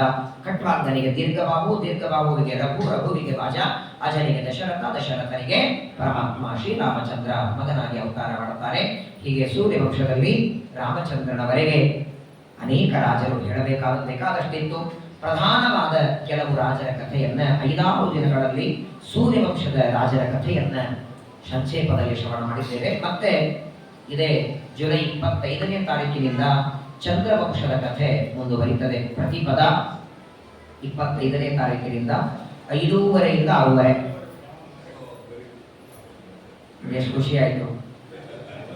5:30ರಿಂದ 6:30ವರೆಗೆ. 6:30ರಿಂದ ಅಲ್ಲೂ ಇರುತ್ತೆ, ಯಾರಿಗಾಗತ್ತೆ ಅವಶ್ಯವಾಗಿ ಬನ್ನಿ. ಮಹಾಭಾರತದ ಅನುಶಾಸನ ಪರ್ವ ಇರುತ್ತೆ. 5:30ರಿಂದ 6:30 ಚಂದ್ರವಂಶದ ರಾಜರ ಕಥೆ. ಇಲ್ಲಿ ವಾಸ್ತವಿಕವಾಗಿ ರಾಮಚಂದ್ರನವರೆಗೆ ಹೇಳಿದೆ. ರಾಮನ ಕಥೆಯನ್ನು 3 ಅಧ್ಯಾಯದಲ್ಲಿ ಹೇಳಿದ್ದಾರೆ. ಗುರುವರ್ಥೆ ತಕ್ಕ ರಾಜ್ಯೋ ವ್ಯಚರ ಹನುಮನಂ ಪಾಣಿಪತ್ರಾಂ ಪ್ರಿಯ ಒಂದೇ ಶ್ಲೋಕದಲ್ಲಿ ಹೇಳ್ತಾರೆ. ರಾಮನ ಚರಿತ್ರೆ ಚರಿತ ಪ್ರಭುನಾಥಸ್ಯ ಶತಕೋಟಿ ಪ್ರವಿಸ್ತರಂ ಏಕೈಕಮಕ್ಷರಂ ಪುಂಸಾಂ ಮಹಾಪಾತಕನಾಥಂ ಶತಕೋಟಿ ರಾಮಾಯಣ. ಹಾಗಾಗಿ ಮುಂದಿನ ಚಂದ್ರವಂಶದ ಕಥೆಯನ್ನು ಹೇಳುವಾಗ ಮೊದಲನೇ ದಿನ ರಾಮನ ಚರಿತ್ರೆಯನ್ನು ಸಂಕ್ಷೇಪದಲ್ಲಿ ಹೇಳಿ ಅನಂತರ ಚಂದ್ರವಂಶದ ರಾಜರ ಕಥೆ. ಮುಂದೆ ಹೇಗೋ ಶ್ರಾವಣ ಮಾಸ ಇರ್ತದೆ, ಚಂದ್ರವಂಶದಲ್ಲಿ ಶ್ರೀಕೃಷ್ಣ ಪರಮಾತ್ಮ ಅವತಾರ ಮಾಡಿದ ಕಥೆಯನ್ನ ಮತ್ತೆ ಶ್ರವಣ ಮಾಡೋಣ. ಈ ಸೂರ್ಯವಂಶದಲ್ಲಿ ಎಷ್ಟು ಜನ ರಾಜರು ಬಂದಿದ್ದಾರೆ, ವಿಶೇಷವಾಗಿ ದೇವರಲ್ಲಿ ಭಕ್ತಿ ಮಾಡಿ ಸಿದ್ಧಿಯನ್ನ ಪಡೆದ ಇವರೆಲ್ಲರ ರಾಜರ ಕಥೆಯನ್ನ ಕೇಳಿದ್ದೇವೆ. ಅವರೆಲ್ಲರ ಅನುಗ್ರಹ ಆಗಲಿ ನಮಗೆ, ನಮ್ಮ ಮಕ್ಕಳಿಗೆ. ಕೊನೆಗೇನೂ ಇಲ್ಲ ಅಂದ್ರೇನು, ತಂದೆ ತಾಯಿಗಳನ್ನ ಹೊರಗೆ ಹಾಕೋ ಬುದ್ಧಿ ನಮ್ಮ ಮಕ್ಕಳಿಗೆ ಬರದೇ ಇದ್ರು ಸಾಕು. ನವಮಸ್ಕಂದ ಭಾಗವತದ ಶ್ರವಣದಿಂದ ನಮ್ಮ ಮಕ್ಕಳು ಸಂಧ್ಯಾವಂದನ ಮಾಡುವಂತೆ, ಜಪ ಮಾಡುವಂತೆ, ಪಾರಾಯಣ ಮಾಡುವಂತೆ ಆಗಬೇಕು. ಹಾಗೆ ಆಗತ್ತೆ. ಕನಿಷ್ಠ ಪಕ್ಷ ದೊಡ್ಡವರನ್ನು ನೋಡಿ ತಲೆಬಾಗುವಂತೆ, ತಂದೆ ತಾಯಿಗಳಿಗೆ ಎದುರು ಮಾತಾಡದೆ, ಏನೋ ಕೆಟ್ಟ ಮಾತುಗಳಾಡದೆ, ಹೊರಗಾಗದೆ ಇರುವ ದುಷ್ಟು ಬುದ್ಧಿ ನಮ್ಮ ಮಕ್ಕಳಿಗೆ ಬಂದರೂ ಸಾಕು. ಅದು ಇವೆಲ್ಲ ರಾಜರ ಕಥೆ ಕೇಳಿದ್ದಕ್ಕೆ ಆ ರಾಜರಲ್ಲಿ ಅಂತರ್ಯಾಮಿಯಾದ ಪರಮಾತ್ಮ ನಮಗೆಲ್ಲ ಅನುಗ್ರಹವನ್ನು ಮಾಡಲಿ ಅಂತ ಪರಮಾತ್ಮನಲ್ಲಿ ಪ್ರಾರ್ಥನೆ ಮಾಡಿ 6 ದಿನಗಳಿಂದ ನಡೆದ ಈ ಸೂರ್ಯವಂಶದ ರಾಜರ ಕಥೆಯನ್ನ ಸೂರ್ಯವಂಶದ ರಘುಕುಲ ತಿಲಕನಾದ ರಾಮಚಂದ್ರನ ಪಾದಗಳಲ್ಲಿ ಸಮರ್ಪಣೆಯನ್ನ ಮಾಡಿ ಮತ್ತೆ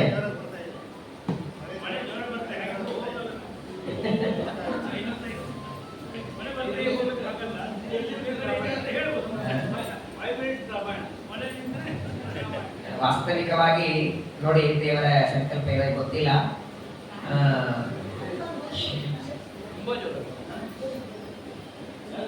ತುಂಬಾ ಜೋರಾಗಿ ಬರ್ತಿದೆ ಮಳೆ. ರಾಮಚಂದ್ರನ ಚರಿತ್ರೆಯವರೆಗೆ ಖಟ್ವಾಂಗ, ಅವರ ಮಗ ದೀರ್ಘಬಾಹು, ಅವರ ಮಕ್ಕಳ ಚರಿತ್ರೆ ಕೇಳಿದ್ದೇವೆ. ಶ್ರಾವಣ ಮಾಸದಲ್ಲಿ ಚಂದ್ರವಂಶದ ಕಥೆ ಕೇಳಬೇಕು. ಮತ್ತು ರಾಮನ ಕಥೆ ಮಿಸ್ ಆಗಿಬಿಡುತ್ತಲ್ಲ. ವಾಸ್ತವಿಕವಾಗಿ ಒಂದ್ಸಲ ಪುಸ್ತಕ ಮುಚ್ಚಿದ ಮೇಲೆ ಮತ್ತೆ ಇವರದಂತೇನಿಲ್ಲ. ಹಾಗಾಗಿ ಮಳೆನೂ ಬರ್ತಿದೆ. ಮತ್ತೆ 3 ರಿಂದ 4 ನಿಮಿಷದೊಳಗೆ ಇಡೀ ರಾಮಾಯಣ ಹೇಳಿ ಮುಗಿಸ್ಬಿಡುತ್ತೆ. ಸಂಪೂರ್ಣ ರಾಮಾಯಣ 4 ನಿಮಿಷ ಹೇಳ್ತೇನೆ.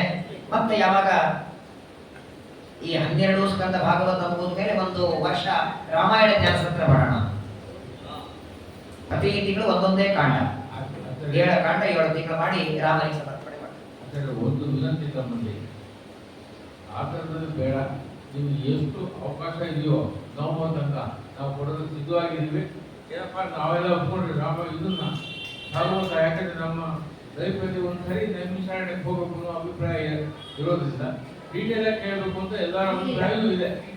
ಹಾಗಾಗಿ ಬೇಡ, ತಮಗೆ ಇನ್ನ ಒಂದು 2-3 ಸಾವಿರ ಕೊಡ್ತೇನೆ. ದಯವಿಟ್ಟು ದಿನ ಭಾಗವತ ನಾನು ಗಡಿಬಿಡಿ ಮಾಡೋದೇ ಇಲ್ಲ. ಕೇಳಿ, ಭಾಗವತ ನಾನು ಗಡಿಬಿಡಿ ಮಾಡೋದೇ ಇಲ್ಲ. ಭಾಗವತ ನಾನು ಗಡಿಬಿಡಿ ಮಾಡೋದೇ ಇಲ್ಲ. ನೀವು ಮಾಡಂದ್ರು ಮಾಡಲ್ಲ. ನಾನು ಮೊದಲೇ ಹೇಳಿದ್ದೇನೆ, ಯಾವ ತಿಂಗಳು ಯಾವ ಸ್ಕಂದ ಮುಗಿಸ್ಬೇಕು ಅಂತ ನೀವು ಯಾರು ಹೇಳಬೇಕಾಗಿಲ್ಲ. ಎಲ್ಲಾ ಸ್ಕಂದಗಳಲ್ಲಿ ಮುಗಿಸಿ ಮಕ್ಕಳ ಮಾಡೋ ಜವಾಬ್ದಾರಿ ನಮ್ದು. ಈ ತಿಂಗಳಲ್ಲಿ ಇದೇ ಸ್ಕಂದ ಆಗಲಿ ಅಂತ ಯಾಕಂತ ಕೇಳಿ, ಪಾಪ ಆ ಸ್ಕಂದಗಳ ಬಗ್ಗೆ ನಿಮ್ಗೆ ಬಹಳ ಗೊತ್ತಿರಲ್ಲ. ಮತ್ತೆ 9 ಆಗಲಿ 10 ಆಗಲಿ ಅದರಲ್ಲಿ ಕೆಲವು ಪ್ರಧಾನ ಕೇಳೋ ವಿಷಯಗಳಿರ್ತವೆ, ಅದನ್ನ ಬಿಟ್ಟು ಹೋಗ್ಲಿಕ್ಕಾಗಲ್ಲ. ಆದರೆ ಒಂದೇ ತಿಂಗಳಲ್ಲಿ 2 ಸ್ಲಾಟ್ ಸಿಕ್ಕರೆ ಟೈಮ್ ಸಿಗತ್ತಲ್ಲ. ಹಾಗಾಗಿ ಹೇಳೋದು ಭಾಗವತ ಸಂಪೂರ್ಣ ಹೇಳ್ತೇನೆ. ಇದು ರಾಮನ ಚರಿತ್ರೆ ಪ್ರತ್ಯೇಕವಾಗಿ ರಾಮಾಯಣದಲ್ಲಿ ಬಂದದ್ದರಿಂದ, ಭಾಗವತದಲ್ಲಿ ಸಂಕ್ಷೇಪದಲ್ಲಿ ಇದ್ದದ್ದರಿಂದ ಸಂಕ್ಷೇಪದಲ್ಲಿ ನಾನು ಹೇಳಿ ಮುಗಿಸ್ಬಿಡ್ತೇನೆ. ಮತ್ತೆ ರಾಮನ ಚರಿತ್ರೆಯನ್ನ ಪ್ರತ್ಯೇಕವಾಗಿ 7 ಕಾಂಡದಲ್ಲಿ ಕೇಳೋಣ. ಸಂಕ್ಷೇಪದಲ್ಲಿ ಹೇಳಿಬಿಡ್ತೇನೆ. ಒಂದೇ ಶ್ಲೋಕದಲ್ಲಿ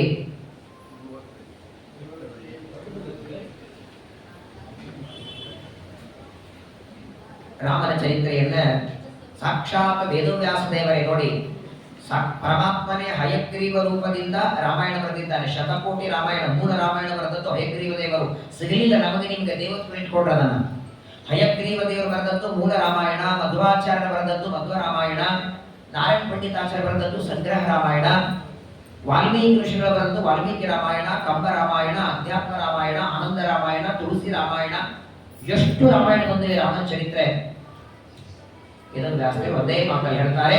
ಗುರುವರ್ತೆ ತ್ಯಕ್ತ ರಾಜ್ಯೋ ವ್ಯಚರದನುಮನಂ ಪದ್ಮಪದ್ಭ್ಯಾಂ ಪ್ರಿಯಾಯಾಃ ಪಾಣಿ ಸ್ಪರ್ಶ ಕ್ಷಮಾಭ್ಯಾಂ ವೃಜಿತ ಪತಿರುಜೋ ಯೋ ಹರೀಂದ್ರಾನುಜಾಭ್ಯಾಂ ವೈರೂಪ್ಯಾತ್ ಶೂರ್ಪಣಖ್ಯಾಃ ಪ್ರಿಯ ವಿರಹ ರುಷಾಂ ರೋಷಿತ ಭ್ರೂ ವಿಜೃಂಭಃ ಶ್ರುತ್ವಾ ವಿರ್ಬದ್ಧ ಸೇತುಃ ಖಲದವ ದಹನಃ ಕೌಸಲೇಂದ್ರೋವತೀರ್ಣಃ.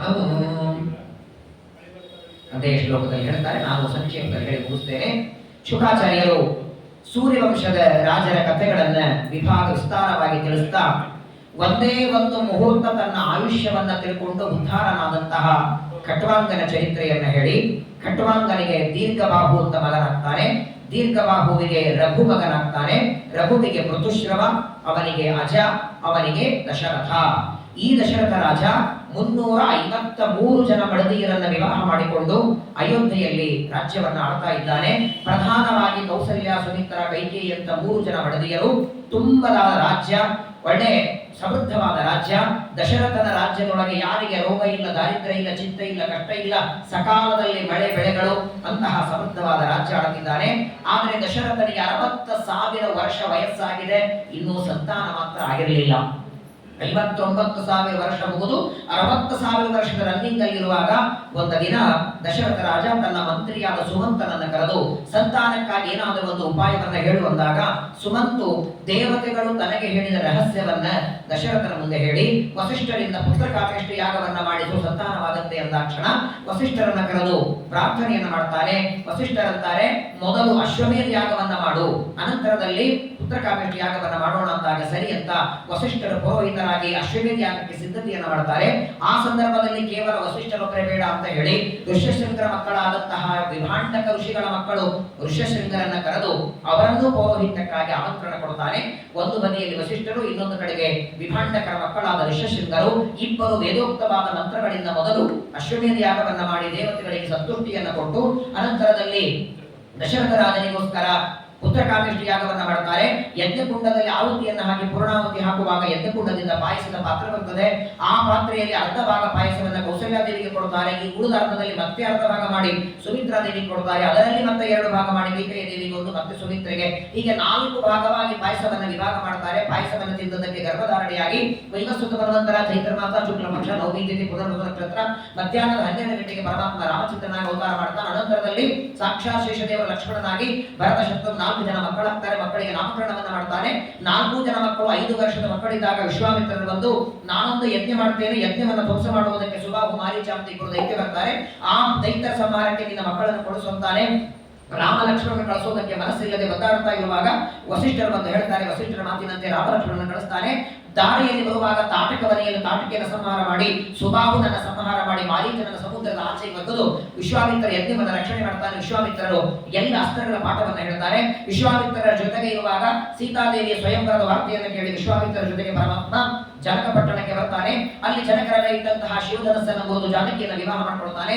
ಜಾನಕಿಯನ್ನ ರಾಮನಿಗೆ, ಆಮೇಲೆ ಶುದ್ಧಗಿಂದಿ ಶುದ್ಧಕೀರ್ತಿಯವನ್ನ ಲಕ್ಷ್ಮಣ ಶತ್ರುಘ್ನಿಗೆ ಊರ್ಮಿಳೆಯನ್ನ ಲಕ್ಷ್ಮಣನಿಗೆ 4 ಜನ 4 ದೇಶದ ಒಬ್ಬರೇ ರಾಜರ ಮಕ್ಕಳನ್ನು ವಿವಾಹ ಮಾಡಿಕೊಂಡು 4 ಜನ ಸೊಸೆಯರನ್ನ ಕರ್ಕೊಂಡು ದಶರಥ ರಾಜ ತನ್ನ ಅಯೋಧ್ಯೆಗೆ ಹೋಗುವಾಗ ದಾರಿಯಲ್ಲಿ ಪರಶುರಾಮ ದೇವರ ಭೇಟಿಯಾಯಿತು. ರಾಮನಿಗೂ ಪರಶುರಾಮನಿಗೂ ಯುದ್ಧವಾಗುತ್ತೆ. ಪರಶುರಾಮ ದೇವರ ಮಕ್ಕಳಲ್ಲಿರುವಂತಹ ಅತುಲ ರಾಕ್ಷಸನ ರಾಮದೇವ ಸಂಹಾರ ಮಾಡ್ತಾರೆ.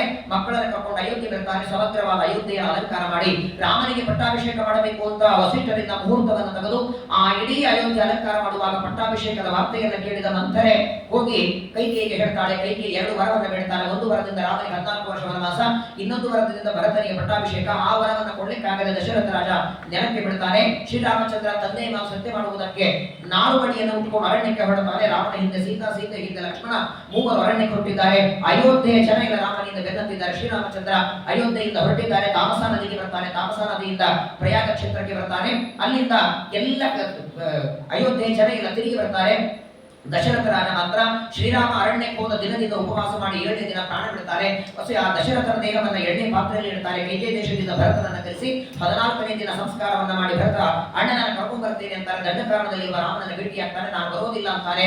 ಆಗ ಶ್ರೀರಾಮಚಂದ್ರ ಪಾದುಕೆಯನ್ನು ಕೊಡ್ತಾನೆ. ತಲೆ ಮೇಲೆ ಇಟ್ಟು ಅಯೋಧ್ಯೆಯಲ್ಲಿ ಪಾದುಕೆಯನ್ನು ಇಟ್ಟು ತಾನು ನಂದಿ ಗ್ರಾಮದಲ್ಲಿ ಇದ್ದು ಶ್ರೀರಾಮಚಂದ್ರ 13 ವರ್ಷಗಳವರೆಗೆ ರಾಜ್ಯವನ್ನ ಅಯೋಧ್ಯೆಯ ವನವಾಸವನ್ನ ಮಾಡಿ ಕೊನೆಯದಾದ 1 ವರ್ಷ ವನವಾಸ ದಂಡಕಾರಣದಲ್ಲಿ ಇರುವಾಗ ರಾವಣನ ತಂಗಿಯಾದ ಶೂರ್ಪಣಕ ಮದುವೆ ಮಾಡಿಕೊಂಡು ಬಂದು ಬೇಡ್ಕೊಳ್ತಾಳೆ. ಅವಳ ಮೂಗು ಮತ್ತು ಕಿವಿಯನ್ನ ಲಕ್ಷ್ಮಣನಿಂದ ಕತ್ತರಿಸುವಂತೆ ಮಾಡಿ ಅವಳು ಸೀತಾದೇವಿಯ ಅಪಹಾರಕ್ಕಾಗಿ ರಾವಣನಿಗೆ ಪ್ರಚೋದನೆ ಮಾಡ್ತಾಳೆ. ರಾವಣ ಮಾರೀಚನಿಗೆ ಹೇಳಿ ಬಂಗಾರ ಜಿಂಕೆ ಆಗುವಂತೆ ಮಾಡ್ತಾನೆ. ಬಂಗಾರ ಜಿಂಕೆಯಾಗಿ ರಾವಣ ಬರ್ತಾನೆ. ಅದನ್ನು ತರುವುದಕ್ಕೆ ರಾಮ ಹೋಗ್ತಾನೆ. ರಾವಣ ಕಪಟ ಸನ್ಯಾಸಿ ನಿರೀಕ್ಷೆ ಹಾಕೊಂಡು ಸೀತಾದೇವಿ ಅಪಹಾರಕ್ಕೆ ಬರ್ತಾನೆ. ನಿಜವಾದ ಸೀತಾದೇವಿನ ರುದ್ರದೇವ ಕೈಲಾಸ ಕರ್ಕೊಂಡು ಹೋಗ್ತಾರೆ. ಅಗ್ನಿದೇವರ ಮಗಳಾದ ವೇದವತಿಯನ್ನು ಕರ್ಕೊಂಡು ಹೋಗ್ತಾನೆ. 1 ವರ್ಷಗಳವರೆಗೆ ಅನೇಕ ರೀತಿಯ ತೊಂದರೆಯನ್ನು ಕೊಡ್ತಾರೆ. ಎಲ್ಲ ದಿಕ್ಕುಗಳಿಗೆ ಕಪಿಗಳಿಗೆ ಕಳಿಸಿ ಸೀತಾದೇವಿ ಅನ್ವೇಷಣೆ ಮಾಡ್ತಾರೆ. ಎಲ್ಲಿಯೂ ಸೀತಾದೇವಿ ಕಾಣದಿದ್ದಾಗ ಲಂಕಾಪಟ್ಟಣಕ್ಕೆ ಹನುಮಂತ ದೇವರು ಹೋಗಿ ತಮ್ಮ ಬಾಲದ ಬೆಂಕಿಯಿಂದ ಲಂಕೆಯನ್ನು ಸುಟ್ಟು ಹನುಮಂತ ದೇವರು ತಮ್ಮ ಪರಾಕ್ರಮವನ್ನ ತೋರಿಸಿ ರಾಮನ ಪರಾಕ್ರಮವನ್ನ ರಾವಣನಿಗೆ ತೋರಿಸ್ತಾರೆ. ನಂತರ ಎಲ್ಲ ಕಪಿಗಳ ಜೊತೆಗೆ ಪರಮಾತ್ಮ ಸೇರಿ ಆ ದೊಡ್ಡ ದೊಡ್ಡ ಬಂಡೆಗಳ ಮೇಲೆ ರಾಮ ಅಂತ ಬರೆದು ಸಮುದ್ರದ ಮೇಲೆ ಸೇತುವೆಯನ್ನು ಕಟ್ಟಿ ಕಪಿಗಳ ಜೊತೆಗೆ ಸಮುದ್ರವನ್ನ ದಾಟಿ ಲಂಕಾಪಟ್ಟಣಕ್ಕೆ ಬಂದು ರಾವಣ ಕುಂಭಕಳ ಸಂಹಾರ ಮಾಡಿ ವಿಭೀಷಣನಿಗೆ ರಾಜ್ಯವನ್ನ ಕೊಟ್ಟು ಸೀತಾದೇವಿಗೆ ಅಗ್ನಿ ಪ್ರವೇಶ ಮಾಡಿ ಸೀತಾದೇವಿಯನ್ನ ಮತ್ತೆ ಪುಷ್ಪಕ ವಿಮಾನದಲ್ಲಿ ಅಯೋಧ್ಯೆಗೆ ಕರ್ಕೊಂಡು ಬಂದು ಲವ ಕುಶ ಮಕ್ಕಳನ್ನು ಪಡೆದು 14,000 ವರ್ಷಗಳವರೆಗೆ ರಾಜ್ಯ ಆಳಿದ.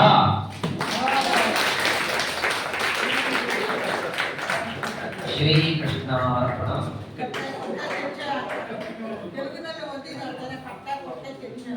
ಇದೇ ರಾಮಾಯಣವನ್ನ ಪ್ರತಿನಿತ್ಯ 7 ಗಂಟೆ ಕೇಳಿದ್ರೆ 14 ವರ್ಷ ಬೇಕು. ಚರಿತ ಪ್ರಭುನಾಮಸ್ತ ಶತಕೋಟಿ ಪ್ರವಿಸ್ತರ. ಅಂತಹ ಅನಂತ ಗುಣಪೂರ್ಣನಾದ ದೋಷದೂರನಾದ ಸರ್ವಜ್ಞನಾದ